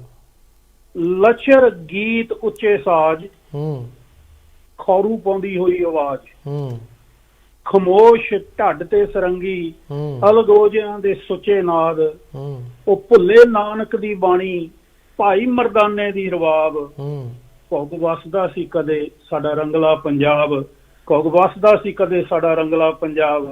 ਅਖੀਰਲਾ ਬੰਦਿਆ ਪ੍ਰੋਫੈਸਰ ਸਾਹਿਬ ਜੀ, ਤੇ ਸਾਧਾਂ ਸੰਤਾਂ ਦੇ ਵਗ ਰਹਿ ਪੰਜਾਬੀਆਂ ਨੂੰ ਠੱਗ, ਤੇਰੇ ਵਾਲਿਆਂ ਦੀ ਚਾਂਦੀ ਜਨਤਾ ਹੋਈ ਲਾਈ ਲੱਗ, ਉਹ ਨਛੱਤਰ ਭੋਗ ਲੁੱਚੀ ਰੱਖੀ ਪੰਜਾਂ ਪਾਣੀਆਂ ਦੀ ਆਵ, ਘੁੱਗ ਵਸਦਾ ਸੀ ਕਦੇ ਸਾਡਾ ਰੰਗਲਾ ਪੰਜਾਬ, ਹੈ ਉਜਾੜੇ ਖੰਡੇ ਖੜਾ ਹੋਇਆ ਕੰਗਲਾ ਪੰਜਾਬ।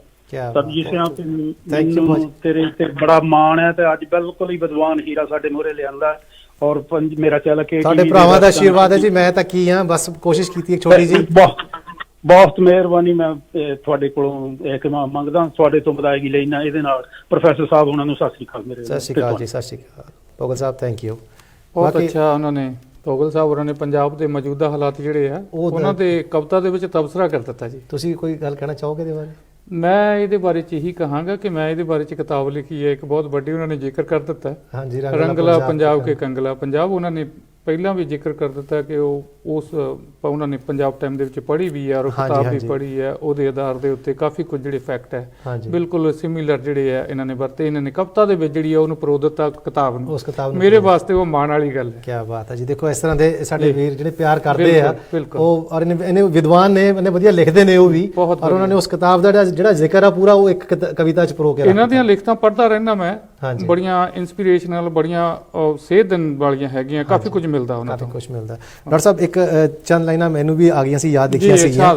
ਕਹਿੰਦੇ ਇਹ ਲਾਂਘਾ ਹੀ ਨਹੀਂ ਸੁਨੇਹਾ ਹੈ ਪਿਆਰ ਦਾ। ਬਿਲਕੁਲ, ਇਹ ਲਾਂਘਾ ਹੀ ਨਹੀਂ ਸੁਨੇਹਾ ਹੈ ਪਿਆਰ ਦਾ, ਬੋਲੇ ਅਤੇ ਧੰਨੇ ਨੂੰ ਆਵਾਜ਼ਾਂ ਮਾਰਦਾ। ਕੀ ਬਾਤ ਹੈ। ਇਹਨੇ ਸੱਚੇ ਦਿਲਾਂ ਵਾਲਿਆਂ ਦੇ ਦਿਲ ਮਿਲਣੇ ਜੀ, ਇਹਨੇ ਸੱਚੇ ਦਿਲਾਂ ਵਾਲਿਆਂ ਦੇ ਦਿਲ ਮਿਲਣੇ, ਖਾਨ ਸਿੰਘ ਰਾਮ ਇਕੱਠੇ ਖੇਲਣੇ। ਕੀ ਬਾਤ ਹੈ। ਹੱਦਾਂ ਸਰਹੱਦਾਂ ਵਾਲਾ ਰੌਲਾ ਮੁੱਕ ਜਾਵੇ ਜੀ, ਹੱਦਾਂ ਸਰਹੱਦਾਂ ਵਾਲਾ ਰੌਲਾ ਮੁੱਕ ਜਾਵੇ, ਜੋ ਹੁੰਦਾ ਹੈ ਮਾਸੂਮਾਂ ਦਾ ਕਤਲ ਰੁਕ ਜਾਵੇ। ਬਹੁਤ ਖੂਬ। ਬੋਝ ਹੌਲਾ ਹੋ ਜਾਵੇ ਮਾਮਾ ਦੇ ਸੀਨਿਆਂ ਦੇ ਭਾਰ ਦਾ, ਬੋਝ ਹੌਲਾ ਹੋ ਜਾਵੇ ਮਾਮਾ ਦੇ ਸੀਨਿਆਂ ਦੇ ਭਾਰ ਦਾ, ਇਹ ਲਾਂਘਾ ਹੀ ਨਹੀਂ ਸੁਨੇਹਾ ਹੈ ਪਿਆਰ ਦਾ। ਬਿਲਕੁਲ। ਸੋ ਇਹ ਜਿਹੜਾ ਲਾਂਘਾ ਹੈ ਇਹ ਇਕੱਲਾ ਲਾਂਘਾ ਨਹੀਂ ਹੈ, ਇਹ ਸਾਡੇ ਦੋ ਮੁਲਕਾਂ ਦਾ ਜੋ ਪਿਆਰ ਹੈ, ਸਾਡੇ ਸਾਂਝਾ, ਉਹ ਇਸ ਵੇਲੇ ਸਾਡੇ ਵਿੱਚ ਹੋਇਆ। ਉਹ ਪਿਆਰ ਜਿਹੜਾ ਸਰਬਜੀਤ ਜੀ ਲਬਾਲਬ ਪਿਆਰ ਦੀ ਜੇ ਤੁਸੀਂ ਐਗਜ਼ਾਮਪਲ ਦੇਖਣੀ ਹੋਵੇ ਨਾ, ਹਾਂਜੀ, ਜਦੋਂ ਲਾਂਘਾ ਖੁੱਲ੍ਹਾ, ਆਵਾਜਾਈ ਸ਼ੁਰੂ ਹੋ ਗਈ, ਉਸ ਵੇਲੇ ਉੱਥੇ ਜਾ ਕੇ ਦੇਖੋ ਗਲਬਕੜੀਆਂ ਪੈਣੀਆਂ ਤੇ ਮਾਵਾਂ ਭਰਾ ਭੈਣਾਂ ਜਿਹੜੇ 47 ਤੋਂ ਵਿਛੜੇ ਹੋਏ ਮਿਲਦੇ ਆ, ਉਹਨਾਂ ਦੇ ਜਿਹੜੇ ਹੰਝੂ ਆ, ਇੱਕ ਵਾਰ ਦਿਲ ਹਿਲ ਜਾਂਦਾ। ਇੱਕ ਮੈਂ ਦੇਖ ਰਿਹਾ ਸੀਗਾ, ਆਪਾਂ ਕਾਲ ਲੈ ਲਈਏ ਫਿਰ ਗੱਲ ਕਰਦੇ ਹਾਂ ਜੀ। ਹਾਂਜੀ, ਸਤਿ ਸ਼੍ਰੀ ਅਕਾਲ ਜੀ। ਹਾਂਜੀ ਡਾਕਟਰ ਸਾਹਿਬ, ਤੁਹਾਨੂੰ ਤੇ ਡਾਕਟਰ ਢਿੱਲੋਂ ਸਾਹਿਬ ਨੂੰ, ਤੁਹਾਡੇ ਸਟਾਫ ਨੂੰ, ਦਰਸ਼ਕਾਂ ਨੂੰ, ਤੇ ਜਿੰਨੇ ਬੋਲ ਗਏ ਨੇ ਮੇਰੇ ਮਿੱਤਰ ਸਾਰੇ, ਉਹਨਾਂ ਸਾਰਿਆਂ ਨੂੰ ਵਾਹਿਗੁਰੂ ਜੀ ਕਾ ਖਾਲਸਾ, ਵਾਹਿਗੁਰੂ ਜੀ ਕੀ ਫਤਿਹ। ਭੋਗਲ ਸਾਹਿਬ ਕਿੱਦਾਂ, ਠੀਕ ਹੋ ਤੁਸੀਂ? ਜੀ ਚੜ੍ਹਦੀ ਕਲਾ, ਦੁਆਵਾਂ ਨੇ ਤੁਹਾਡੀਆਂ। ਹਾਂਜੀ, ਕੀ ਕਹਿਣਾ ਚਾਹੋਗੇ ਅੱਜ ਦੇ ਬਾਰੇ? ਅੱਜ ਤੁਸੀਂ ਡਾਕਟਰ ਸਾਹਿਬ ਨੂੰ ਲੈ ਕੇ ਆਂਦਾ ਨਾ, ਢਿੱਲੋਂ ਸਾਹਿਬ ਨੂੰ। ਹਾਂਜੀ ਹਾਂਜੀ। ਤੇ ਮੈਂ ਇਹਨਾਂ ਦੇ ਆਰਟੀਕਲ ਕਦੇ ਮਿਸ ਨਹੀਂ ਕੀਤਾ, ਆਪਣੇ ਪੰਜਾਬੀ ਅਖਬਾਰਾਂ ਦੇ ਵਿੱਚ ਜਦੋਂ ਆਉਂਦੇ ਮੈਂ ਕਦੇ ਵੀ ਮਿਸ ਨਹੀਂ ਕੀਤਾ। ਵਾਹ ਜੀ ਵਾਹ, ਕੀ ਬਾਤ ਜੀ। ਬਿਲਕੁਲ ਬਿਲਕੁਲ, ਇੰਨੀ ਜਾਣਕਾਰੀ ਹੁੰਦੀ, ਇੰਨਾ ਗਿਆਨ ਹੁੰਦਾ ਜਿਹੜਾ ਰਹੇ ਰੱਬ ਦਾ ਨਾਮ। ਵਾਕਈ ਇੱਕ ਸਾਡੇ ਕੋਲ ਸਮਾਂ ਬਹੁਤ ਥੋੜਾ ਹੈ, ਸੀਮਿਤ ਸਮਾਂ ਹੈ, ਤੇ ਮੈਂ ਗੱਲ ਨਹੀਂ ਕਰ ਸਕਦਾ। ਇਹਨਾਂ ਦਾ ਬਹੁਤ ਧੰਨਵਾਦ, ਜਿਹੜੇ ਇਹਨਾਂ ਦੀ ਕਿਤਾਬ, ਇਹਦੇ ਵਿੱਚ ਕਿੰਨੀ ਕੁ ਜਾਣਕਾਰੀ ਹੋਏਗੀ ਵਾਹਿਗੁਰੂ ਜਾਣਦਾ। ਹਾਂਜੀ। ਪਰ ਮੈਂ ਇਹ ਕਹਿਣਾ, ਇਹ ਗੱਲ ਕਰਨੀ ਚਾਹੁੰਦਾ ਮੈਂ, ਇੱਕ ਦੋ ਸ਼ੇਰ ਬੋਲਣ ਤੋਂ ਪਹਿਲਾਂ, ਕਿ ਜਦੋਂ ਰਾਜਨੀਤਿਕਾਂ ਦੀ ਨੀਅਤ ਖੋਟੀ ਹੋਵੇ, ਜਦੋਂ ਰਾਜਨੀਤਿਕਾਂ ਦੀ ਨੀਅਤ ਖੋਟੀ ਹੋਵੇ ਤੇ ਉਹਨਾਂ ਦੀ ਰਾਜਨੀਤੀ ਵੀ ਖੋਟੀ ਹੁੰਦੀ ਆ, ਉਹਨਾਂ ਦੇ ਧਰਮ ਕਰਮ ਵੀ ਖੋਟੇ ਹੁੰਦੇ ਨੇ, ਉਹਦੇ ਸਮਾਜਿਕ ਕਰਮ ਵੀ ਖੋਟੇ ਹੁੰਦੇ ਨੇ। ਵਾਕਈ ਇਹ ਲਾਈਨ ਤਾਂ ਪਈ ਆ, ਨਹੀਂ ਤੇ ਪੈਣੀ ਨਹੀਂ ਸੀ। ਪਤਾ ਮੈਨੂੰ ਜਿੰਨੀ ਕਿ ਮੇਰੀ ਜਾਣਕਾਰੀ ਆ, ਬਾਕੀ ਢਿੱਲੋਂ ਸਾਹਿਬ ਨੂੰ ਜ਼ਿਆਦਾ ਪਤਾ। ਇਹ ਕਿਤਾਬ ਵਿੱਚ ਆਪਾਂ ਪੜਾਂਗੇ, ਇੱਕ ਪੜਿਓ ਜ਼ਰੂਰ ਜੀ ਇਹ ਕਿਤਾਬ, ਵਾਕਈ ਮੈਂ ਤੁਹਾਨੂੰ ਦੱਸਿਆ ਵੀ ਇੱਕ ਮੀਲ ਦਾ ਪੱਥਰ ਹੈ। ਬਾਕੀ ਢੱਟ ਸਾਹਿਬ, ਬਾਕੀ ਜਿਹੜਾ ਆ ਲਾਂਘਾ ਖੁੱਲ ਗਿਆ ਨਾ, ਇਹਦੇ ਪਿੱਛੇ ਜਿੱਦਾਂ ਢਿੱਲੋਂ ਸਾਹਿਬ ਨੇ ਕਹਿਤਾ, ਉਹਦੇ ਪਿੱਛੇ ਬੜਾ ਕੁਝ ਬਹੁਤ ਸਾਰੇ ਕਾਰਨ ਨੇ, ਪਰ ਮੋਟਾ ਜਿਹੜਾ ਸਾਡੇ ਸਾਹਮਣੇ ਆਇਆ ਉਹ ਇਹ ਆ ਵੀ ਭਾਈ ਕੁਲਦੀਪ ਸਿੰਘ ਵਡਾਲਾ ਸਾਹਿਬ, ਉਹਨਾਂ ਦੀਆਂ ਅਰਦਾਸਾਂ, ਸਿੱਖ ਸੰਗਤਾਂ ਦੀਆਂ ਅਰਦਾਸਾਂ, ਨਵਜੋਤ ਸਿੰਘ ਸਿੱਧੂ ਤੇ ਇਮਰਾਨ ਦੀ ਜਿਹੜੀ ਦੋਸਤਾਨਾ ਜੱਫੀ ਦਾ ਅਸਰ ਤੇ ਚਮਤਕਾਰ ਹੋਇਆ, ਤੇ ਉਹਦੇ ਸਭ ਤੋਂ ਉੱਪਰ ਗੁਰੂ ਨਾਨਕ ਪਾਤਸ਼ਾਹ ਨੇ ਜਿਹੜੀ ਕਲਾ ਵਰਤਾਈ ਆ, ਬਖਸ਼ਿਸ਼ ਕੀਤੀ ਆ, ਰਹਿਮਤ ਕੀਤੀ ਆ, ਉਹਦਾ ਇਹ ਨਤੀਜਾ ਆ ਜਿਹੜਾ ਆਪਣਾ ਲਾਂਘਾ ਖੁੱਲਿਆ। ਹਾਂਜੀ ਕਿ ਨਹੀਂ ਤੇ ਜਦੋਂ ਪਹਿਲਾਂ ਉਹਨੂੰ ਬੁਲਾਇਆ ਨਵਜੋਤ ਸਿੰਘ ਸਿੱਧੂ ਨੇ, ਇਮਰਾਨ ਨੇ, ਤੇ ਜਦੋਂ ਮਿੱਤਰ ਨੂੰ ਮਿਲਣ ਜਾਂਦਾ ਤੇ ਇਹਦੇ ਜਿਹੜੇ ਰਾਜਨੀਤਿਕ ਲੋਕ ਸਨ ਉਹਨਾਂ ਨੂੰ ਕੀ ਕੁਝ ਨਹੀਂ ਕਿਹਾ। ਅੱਤਵਾਦੀ, ਵੱਖਵਾਦੀ, ਗਦਾਰ ਵਾ, ਇਹ ਦੁਸ਼ਮਣਾਂ ਦਾ ਮਿੱਤਰ ਵਾ, ਕੀ ਕੁਝ ਨਹੀਂ ਕਿਹਾ। ਵਾਕਈ ਤੇ ਦੇਖਣ ਵਾਲੀ ਗੱਲ ਇਹ, ਮੈਂ ਉਦੋਂ ਹੈਰਾਨ ਹੋ ਗਿਆ, ਮੈਂ ਗੋਡਿਆਂ ਸਿਰ ਲੈ ਕੇ ਬਹਿ ਗਿਆ ਜਦੋਂ ਲਾਂਘੇ ਦਾ ਨੀਂਹ ਪੱਥਰ ਰੱਖਣਾ ਸੀ, ਤੇ ਨਵਜੋਤ ਸਿੰਘ ਸਿੱਧੂ ਜਦੋਂ ਗਏ ਨੇ ਨਾ ਉਧਰ, ਹਾਂਜੀ ਤੇ ਉਧਰ ਇਧਰੋਂ ਜਿਹੜੇ ਜਿਨ੍ਹਾਂ ਨੇ ਇਦਾਂ ਦੇ ਵਿਸ਼ੇਸ਼ਣ ਲਾਏ ਸੀ, ਉਹਦੇ ਨਾਲ ਸਾਰੇ ਨਾਲ ਖੜੇ ਨੇ। ਮੈਂ ਕਿਹਾ ਯਾਰ ਇਹਨਾਂ ਨੂੰ ਕੋਈ ਪੁੱਛੇ, ਤੇ ਇਹ ਜੇ ਨਵਜੋਤ ਸਿੰਘ ਸਿੱਧੂ ਗਦਾਰ ਸੀ, ਅੱਤਵਾਦੀ, ਵੱਖਵਾਦੀ ਸੀ, ਤੇ ਇਹ ਕੌਣ ਨੇ ਹੁਣ ਅੱਜ ਫਿਰ? ਵਾਕਈ ਸੱਚਾਈ ਹੈ। ਉਧਰ ਮੈਂ ਗੋਡਿਆਂ ਸਿਰ ਲੈ ਕੇ ਬਹਿ ਗਿਆ, ਜਿਵੇਂ ਢਿੱਲੋਂ ਸਾਹਿਬ ਨੇ ਕਿਹਾ ਮੈਂ ਰੋ ਕੇ ਆਇਆ, ਮੈਂ ਉਧਰ ਮੇਰੇ ਹੰਝੂ ਸੱਚੀ ਨਿਕਲੇ ਸੀਗੇ।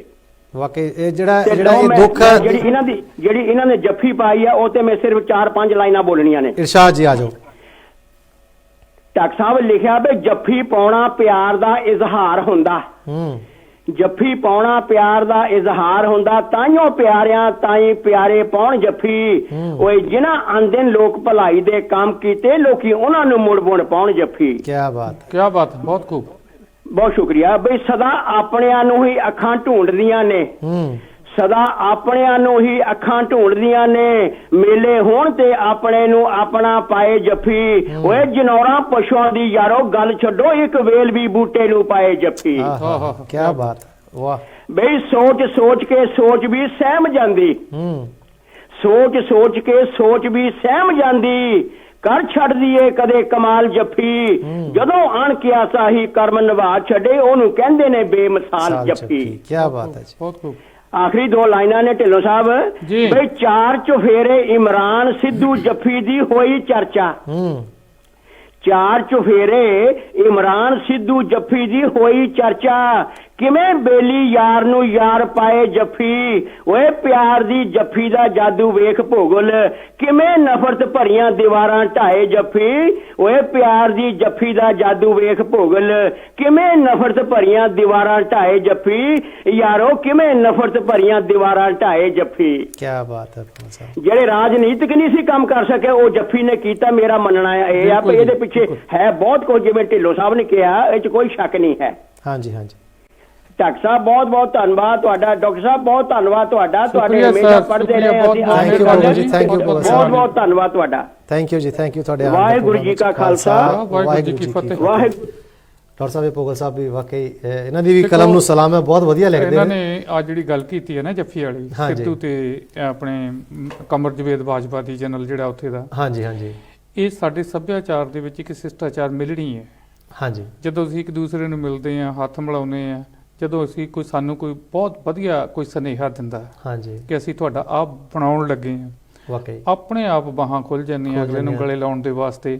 ਸੋ ਉਹ ਜਿਹੜਾ ਸਿੱਧੂ ਦਾ ਜਿਹੜਾ ਇਹਨਾਂ ਨੇ ਜ਼ਿਕਰ ਕੀਤਾ, ਉਹ ਇਸੇ ਤਰ੍ਹਾਂ ਸੀ ਕਿ ਆਪ ਮੁਹਾਰੇ ਬਾਹਾਂ ਖੁੱਲ ਗਈਆਂ ਵੀ ਆ ਮੇਰੇ ਗਲੇ ਲੱਗ ਜਾ ਤੂੰ ਯਾਰ, ਆ ਮੇਰੇ ਦਿਲ ਦੀ ਗੱਲ ਬੁੱਝ ਲਈ ਤੇ ਤੂੰ ਸਾਡਾ ਜਿਹੜਾ ਨਨਕਾਣਾ ਹੈ ਸਾਡੇ ਸਾਨੂੰ ਦਰਸ਼ਨ ਕਰਾਤੇ। ਬਹੁਤ ਵੱਡੀ ਚੀਜ਼ ਹੈ ਇਹ। ਮੈਨੂੰ ਇਮਰਾਨ ਦੀ ਗੱਲ ਚੇਤੇ ਆ ਗਈ ਸੀ। ਇਮਰਾਨ ਕਹਿ ਰਿਹਾ ਸੀ ਜਿੱਦਾਂ ਜੇ ਕਿਸੇ ਮੁਸਲਮਾਨ ਨੂੰ ਕਹਿੰਦੇ ਵੀ ਉਹਨੂੰ ਮਦੀਨਾ ਹੋਵੇ ਸਾਹਮਣੇ ਤੇ ਉਹਨੂੰ ਨਾ ਜਾਣ ਦਿੱਤਾ ਜਾਵੇ ਤਾਂ ਉਹਦੇ ਦਿਲ ਤੇ ਕੀ ਬੀਤਦੀ। 4 ਕਿਲੋਮੀਟਰ ਉਰੇ ਜਿਹੜਾ ਉਹਨੂੰ ਕਹਦੇ ਇੱਥੋਂ ਮੱਥਾ ਟੇਕ ਕੇ ਚਲ ਜਾ ਨਾ, ਆਪਣਾ ਜੋ ਵੀ ਕਰਨਾ ਨਮਾਜ਼ ਵਗੈਰਾ ਅਦਾ ਕਰਕੇ, ਹਾਂਜੀ, ਤੇ ਉਹਦੇ ਦਿਲ ਤੇ ਕੀ ਬੀਤੂਗੀ। ਉਹੀ ਸਾਡੇ ਸਿੱਖਾਂ ਨਾਲ ਸੀਗਾ ਵੀ ਸਾਡਾ ਨਨਕਾਣਾ ਸਾਡਾ ਮਦੀਨਾ ਸਾਡੇ ਸਾਹਮਣੇ ਸੀ ਤੇ ਅਸੀਂ ਜਾ ਨਹੀਂ ਸਕਦੇ ਸੀਗੇ। ਇਸ ਕਿਤਾਬ ਦੇ ਵਿੱਚ ਉਹਨਾਂ ਦੀ ਜਿਹੜੀ ਇੱਕ ਬੜੀ ਇਮੋਸ਼ਨਲ ਗੱਲਬਾਤ ਹੈ, ਹਾਂਜੀ, ਕਹਿਣੀ ਤੇ ਕਰਨੀ ਦਾ ਸੁਮੇਲ।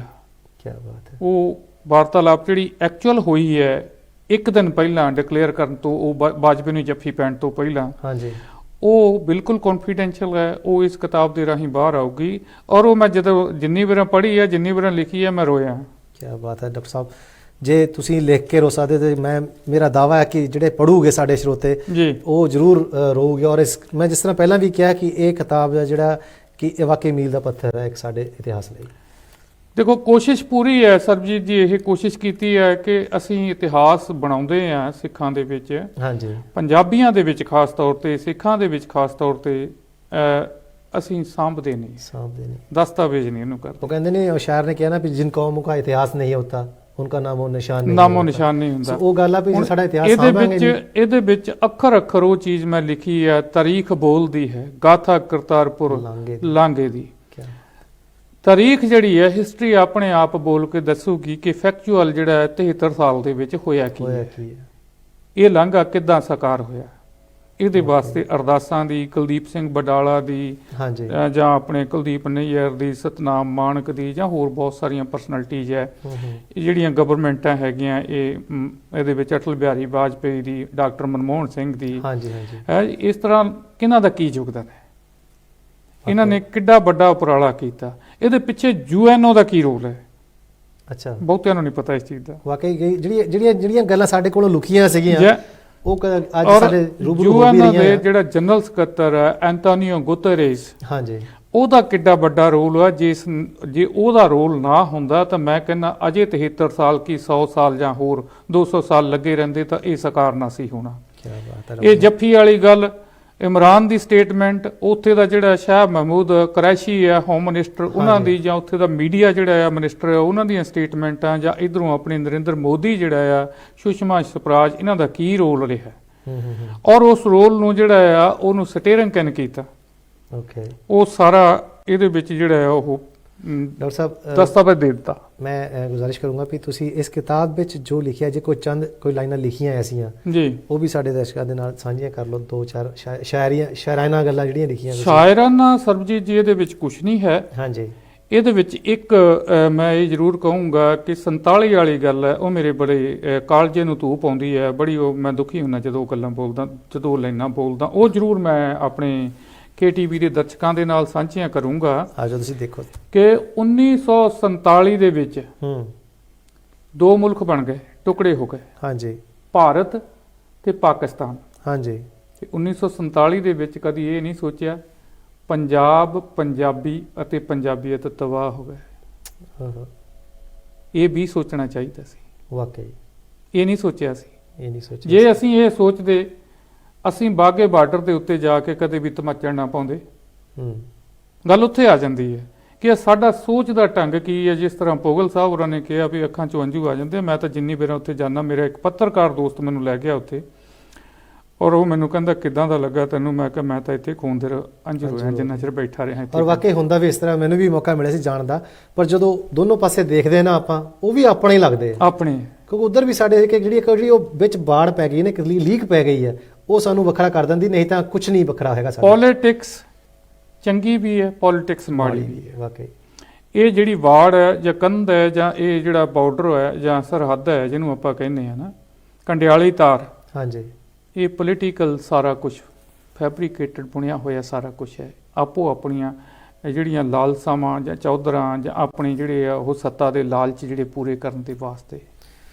ਡਾਕਟਰ ਸਾਹਿਬ, ਦਿਲ ਤਾਂ ਨਹੀਂ ਕਰਦਾ ਕਿ ਤੁਹਾਨੂੰ ਅਸੀਂ ਅਲਵਿਦਾ ਕਹੀਏ ਹੁਣ, ਕਿਉਂਕਿ ਟਾਈਮ ਕਹਿੰਦੇ ਹੁੰਦੇ ਬੜਾ ਪਾਬੰਦ ਹੈ, ਵਕਤ ਦੇ ਨਾਲ ਚੱਲਣਾ ਪੈਂਦਾ ਹੈ। ਗੱਲਾਂ ਤੁਹਾਡੇ ਨਾਲ ਬਹੁਤ ਕਰਨੀਆਂ ਸੀ, ਦਿਲ ਬਿਲਕੁਲ ਨਹੀਂ ਕਰ ਰਿਹਾ ਵੀ ਆਪਾਂ ਇੱਥੋਂ ਉੱਠ ਕੇ ਜਾਈਏ। ਔਰ ਮੈਨੂੰ ਉਮੀਦ ਹੈ ਵੀ ਦਰਸ਼ਕ ਵੀ ਨਹੀਂ ਚਾਹੁੰਦੇ ਹੁਣ ਕਿ ਇਹ ਪ੍ਰੋਗਰਾਮ ਖਤਮ ਹੋਵੇ, ਕਿਉਂਕਿ ਗੱਲਾਂ ਦਾ ਖਜ਼ਾਨਾ ਹੈ ਸਾਡੇ ਕੋਲ ਔਰ ਤੁਹਾਡੇ ਕੋਲ ਵੀ, ਜੋ ਤੁਸੀਂ ਲਿਖਿਆ ਹੋਇਆ ਇੱਥੇ ਇਹਦੇ ਵਿੱਚ। ਜੇ ਆਪਾਂ ਗੱਲ ਕਰੀਏ ਇਹਦੇ ਉੱਪਰ ਤਾਂ ਸ਼ਾਇਦ ਸਦੀਆਂ ਬੀਤਣ ਸਾਨੂੰ ਗੱਲਾਂ ਕਰਦਿਆਂ ਨੂੰ। ਬਿਲਕੁਲ। ਔਰ ਮੈਂ ਤਹਿ ਦਿਲੋਂ ਤੁਹਾਡਾ ਧੰਨਵਾਦ ਕਰਦਾ ਕਿ ਤੁਸੀਂ ਇੰਨਾ ਵਧੀਆ ਜੋ ਸਾਨੂੰ ਇੱਕ ਖਜ਼ਾਨਾ ਦਿੱਤਾ ਅੱਜ, ਜਿਸ ਦਾ ਕੋਈ ਮੋਲ ਨਹੀਂ ਹੈ। ਮੈਂ ਪਹਿਲਾਂ ਵੀ ਕਿਹਾ ਆ, ਅਸੀਂ ਤੁਹਾਡੇ ਰਿਣੀ ਰਵਾਂਗੇ, ਤਾਂ ਉਮਰ ਰਿਣੀ ਰਵਾਂਗੇ ਅਸੀਂ ਇਸ ਗੱਲ ਨੂੰ ਲੈ ਕੇ ਕਿ ਸਾਨੂੰ ਜੋ ਤੁਸੀਂ ਆਹ ਸਮਰਪਣ ਕੀਤੀ ਹੈ ਕਿਤਾਬ, ਅਸੀਂ ਵਾਕਈ ਇਸ ਨੂੰ ਸਿਰ ਮੱਥੇ ਤੇ ਲੈਂਦੇ ਹਾਂ। ਤੇ ਨਾਲ ਹੀ ਜਿਹੜੇ ਆਪਣੇ ਚਿੱਤਰਕਾਰ ਸਰੂਪ ਸਿੰਘ ਹੋਣ, ਉਹਨਾਂ ਦਾ ਵੀ ਤਹਿ ਦਿਲੋਂ ਅਸੀਂ ਸ਼ੁਕਰੀਆ ਕਰਦੇ ਹਾਂ ਕਿ ਉਹਨਾਂ ਨੇ ਇੰਨਾ ਵਧੀਆ ਟਾਈਟਲ ਦਿੱਤਾ ਔਰ ਉਹਨਾਂ ਦਾ ਵਧੀਆ ਕਵਰ ਬਣਾ ਕੇ ਇਸ ਕਿਤਾਬ ਨੂੰ ਲੋਕਾਂ ਦੀ ਕਚਹਿਰੀ ਵਿੱਚ ਪੇਸ਼ ਕੀਤਾ, ਸਾਡੇ ਦਰਸ਼ਕਾਂ ਦੀ ਕਚਹਿਰੀ ਵਿੱਚ ਪੇਸ਼ ਕੀਤਾ। ਔਰ ਦੋਸਤੋ, ਮੈਨੂੰ ਵੀ ਉਮੀਦ ਹੈ ਕਿ ਤੁਸੀਂ ਇਹ ਕਿਤਾਬ ਨੂੰ ਜ਼ਰੂਰ ਸਿਰ ਮੱਥੇ ਤੇ ਲਾਓਗੇ, ਕਿ ਪੜ੍ਹਿਓ ਜ਼ਰੂਰ, ਕਿਉਂਕਿ ਇਹ ਕਿਤਾਬ ਵਾਕਈ ਇੱਕ ਮੀਲ ਦਾ ਪੱਥਰ ਹੈ। ਡਾਕਟਰ ਸਾਹਿਬ ਜੀ ਤੁਹਾਡੇ ਪ੍ਰੋਗਰਾਮ 'ਚ ਆਉਣ ਦਾ ਬਹੁਤ ਬਹੁਤ ਧੰਨਵਾਦ। ਬਹੁਤ- ਮੌਕਾ ਮਿਲਿਆ ਬਹੁਤ ਔਰ ਜੇ ਸ਼ੁਕਰੀਆ। ਤੁਹਾਡੇ ਕੋਲ ਹੋਇਆ ਟਾਈਮ ਤਾਂ ਜ਼ਰੂਰ ਇੱਕ ਵਾਰੀ ਫੇਰ ਆਇਓ ਸਾਡੇ ਬਿਲਕੁਲ ਪ੍ਰੋਗਰਾਮ ਜੀ, ਵਿੱਚ। ਜਿੰਨੀ ਵਾਰ ਤੁਸੀਂ ਬੁਲਾਓਗੇ ਮੈਂ ਹਾਜ਼ਰ ਹੋਵਾਂਗਾ। ਸਰਬਜੀਤ ਜੀ ਤੁਹਾਡਾ ਬਹੁਤ ਧੰਨਵਾਦ। KTV ਜਿਹੜਾ ਅਦਾਰਾ ਆ ਐਡਾ ਵੱਡਾ ਇਹ ਰੋਲ ਪਲੇ ਕਰ ਰਿਹਾ ਮੀਡੀਆ ਦਾ ਪੂਰੇ ਵਰਲਡ ਦੇ ਵਿੱਚ, ਜਿਹੜਾ ਹੈ ਸਾਡੀ ਆਵਾਜ਼ ਪਹੁੰਚਾ ਰਿਹਾ। ਮੈਂ KTV ਦੇ ਪ੍ਰਬੰਧਕਾਂ ਦਾ ਸਾਰਿਆਂ ਦਾ ਹਿਰਦੇ ਦੀਆਂ ਡੰਗਾਣਾ ਤੋਂ ਜਿਹੜਾ ਹੈ ਉਹ ਧੰਨਵਾਦ ਕਰਦਾ। ਔਰ ਬੜੀ ਖੁਸ਼ੀ ਹੋਈ ਇੱਥੇ ਆ ਕੇ ਇਸ ਸਟੂਡੀਓ ਦੇ ਵਿੱਚ ਇਹ ਪ੍ਰੋਗਰਾਮ ਜਿਹੜਾ ਹੈ ਤੁਸੀਂ ਅੱਜ ਆਰਗੇਨਾਈਜ਼ ਕੀਤਾ। ਰੂਬਰੂ ਹੋਏ ਆ ਸਾਰੇ ਦਰਸ਼ਕਾਂ ਦੇ ਵਿੱਚ, ਪੂਰੇ ਵਰਲਡ ਦੇ ਵਿੱਚ 136 ਕੰਟਰੀਆਂ ਵਿੱਚ ਸੁਣਿਆ ਜਾਣਾ ਇਹ ਮੀਡੀਆ ਹੈ KTV। ਹਾਂਜੀ। ਔਰ ਵੱਡੀ ਮਾਣ ਵਾਲੀ ਗੱਲ, ਮੇਰੇ ਵਾਸਤੇ ਬਹੁਤ ਵੱਡੀ ਮਾਣ ਵਾਲੀ ਗੱਲ ਹੈ। ਬਾਕੀ ਜੋ ਇਹ ਕਿਤਾਬ ਹੈ ਇਹਦੇ ਬਾਰੇ ਤੁਸੀਂ ਮਾਣ ਦਿੱਤਾ ਮੈਨੂੰ ਇੰਨਾ ਕਿ ਇਹ ਮਾਈਲਸਟੋਨ ਹੈ। ਇਹ ਤਾਂ ਹੁਣ ਆਪਾਂ ਜਿਹੜੇ ਆਪਣੇ ਦਰਸ਼ਕ ਹੈ ਉਹ ਡਿਸਾਈਡ ਕਰ ਲੈਣਗੇ, ਪੜ੍ਹ ਕੇ ਜਿਹੜਾ ਉਹ ਜ਼ਰੂਰ ਡਿਸਾਈਡ ਕਰਨਗੇ। ਪਰ ਮੇਰੀ ਜਿਹੜੀ ਹੈ ਆਪਣੀ ਮੈਂ ਜ਼ਿੰਮੇਵਾਰੀ ਸਮਝ ਕੇ ਆਪਣਾ ਜਿਹੜਾ ਇਹਦੇ ਤੇ ਜੋ ਕੁਝ ਬਣਦਾ ਸੀਗਾ ਆਪਣੀ ਬੁੱਧੀ ਦੇ ਮੁਤਾਬਕ ਜਿਹੜਾ ਉਹ ਸਮੇਟ ਦਿੱਤਾ ਇਹਨੂੰ। Thank you very much once again ਹਨਾ, ਤੁਹਾਡੇ ਆਏ ਸਾਡੇ ਪ੍ਰੋਗਰਾਮ ਵਿੱਚ ਔਰ ਤਹਿ ਦਿਲੋਂ ਅਸੀਂ ਸ਼ੁਕਰਗੁਜ਼ਾਰ ਹਾਂ ਤੁਹਾਡੇ। ਮਿਹਰਬਾਨੀ ਸਰ, ਮਿਹਰਬਾਨੀ। ਸੋ ਪਿਆਰੇ ਦਰਸ਼ਕੋ, ਇਹ ਸੀ ਸਾਡੇ ਡਾਕਟਰ ਆਪਣੇ ਸ਼ਿੰਗਾਰਾ ਸਿੰਘ ਢਿੱਲੋਂ ਜੀ ਜਾਂ ਪ੍ਰੋਫੈਸਰ ਸ਼ਿੰਗਾਰਾ ਸਿੰਘ ਢਿੱਲੋਂ ਜੀ, ਕਿਉਂਕਿ ਡਾਕਟਰ ਜਿਹੜਾ ਸ਼ਬਦ ਹੈ ਉਹ ਥੱਲੇ ਰਹਿ ਜਾਂਦਾ, ਪ੍ਰੋਫੈਸਰ ਜਿਹੜਾ ਉੱਪਰ ਚੱਲ ਜਾਂਦਾ, ਇਸ ਕਰਕੇ ਆਪਾਂ ਪ੍ਰੋਫੈਸਰ ਸ਼ਿੰਗਾਰਾ ਸਿੰਘ ਢਿੱਲੋਂ ਕਹਾਂਗੇ ਕਿਉਂਕਿ ਇਹਨਾਂ ਦੀ ਜਿਹੜੀ ਪੜ੍ਹਾਈ ਹੈ ਬਹੁਤ ਜ਼ਿਆਦਾ ਹੈ। ਔਰ ਜਿਸ ਤਰ੍ਹਾਂ ਮੈਂ ਗੱਲ ਕੀਤੀ ਵੀ ਇਹ ਕਿਤਾਬ ਵਾਕਈ ਮੀਲ ਦਾ ਪੱਥਰ ਸਾਬਤ ਹੋਏਗੀ, ਸੋ ਪੜ੍ਹਿਓ ਜ਼ਰੂਰ ਇਸ ਕਿਤਾਬ ਨੂੰ। ਤੇ ਹੁਣ ਵੇਲਾ ਤੁਹਾਤੋਂ ਇਜਾਜ਼ਤ ਲੈਣ ਦਾ, ਲੇਕਿਨ ਜਾਣ ਤੋਂ ਪਹਿਲਾਂ ਫਿਰ ਇੱਕ ਵਾਰੀ ਦੱਸ ਦਵਾਂ ਕਿ ਅਗਲੀ ਵਾਰ ਦਾ ਜਿਹੜਾ ਟੌਪਿਕ ਹੈ ਉਹ ਹੈਗਾ ਧੀਆਂ ਜਾਂ ਬੇਟੀਆਂ ਆਪਾਂ ਕਹਿ ਲਈਏ, ਕਿਉਂਕਿ ਇਹ ਟੌਪਿਕ ਵੀ ਅਸੀਂ ਗੱਲ ਕਰਨੀ ਸੀ। ਸੋ ਅਗਲੀ ਵਾਰੀ ਜਿਹੜਾ ਟੌਪਿਕ ਹੋਵੇਗਾ ਉਹ ਹੋਵੇਗਾ ਧੀਆਂ। ਸੋ ਇਸ ਧੀਆਂ 'ਤੇ ਜ਼ਰੂਰ ਆਇਓ। ਅਤੇ ਤਦ ਤੱਕ ਲਈ ਮੈਨੂੰ ਦਿਓ ਇਜਾਜ਼ਤ। ਤੁਸੀਂ ਆਪਣਾ ਬਹੁਤ ਸਾਰਾ ਖਿਆਲ ਰੱਖਣਾ ਅਤੇ ਆਪਣੀ ਦੁਆਵਾਂ ਵਿੱਚ ਮੈਨੂੰ ਯਾਦ ਰੱਖਣਾ। ਰੱਬ ਰਾਖਾ।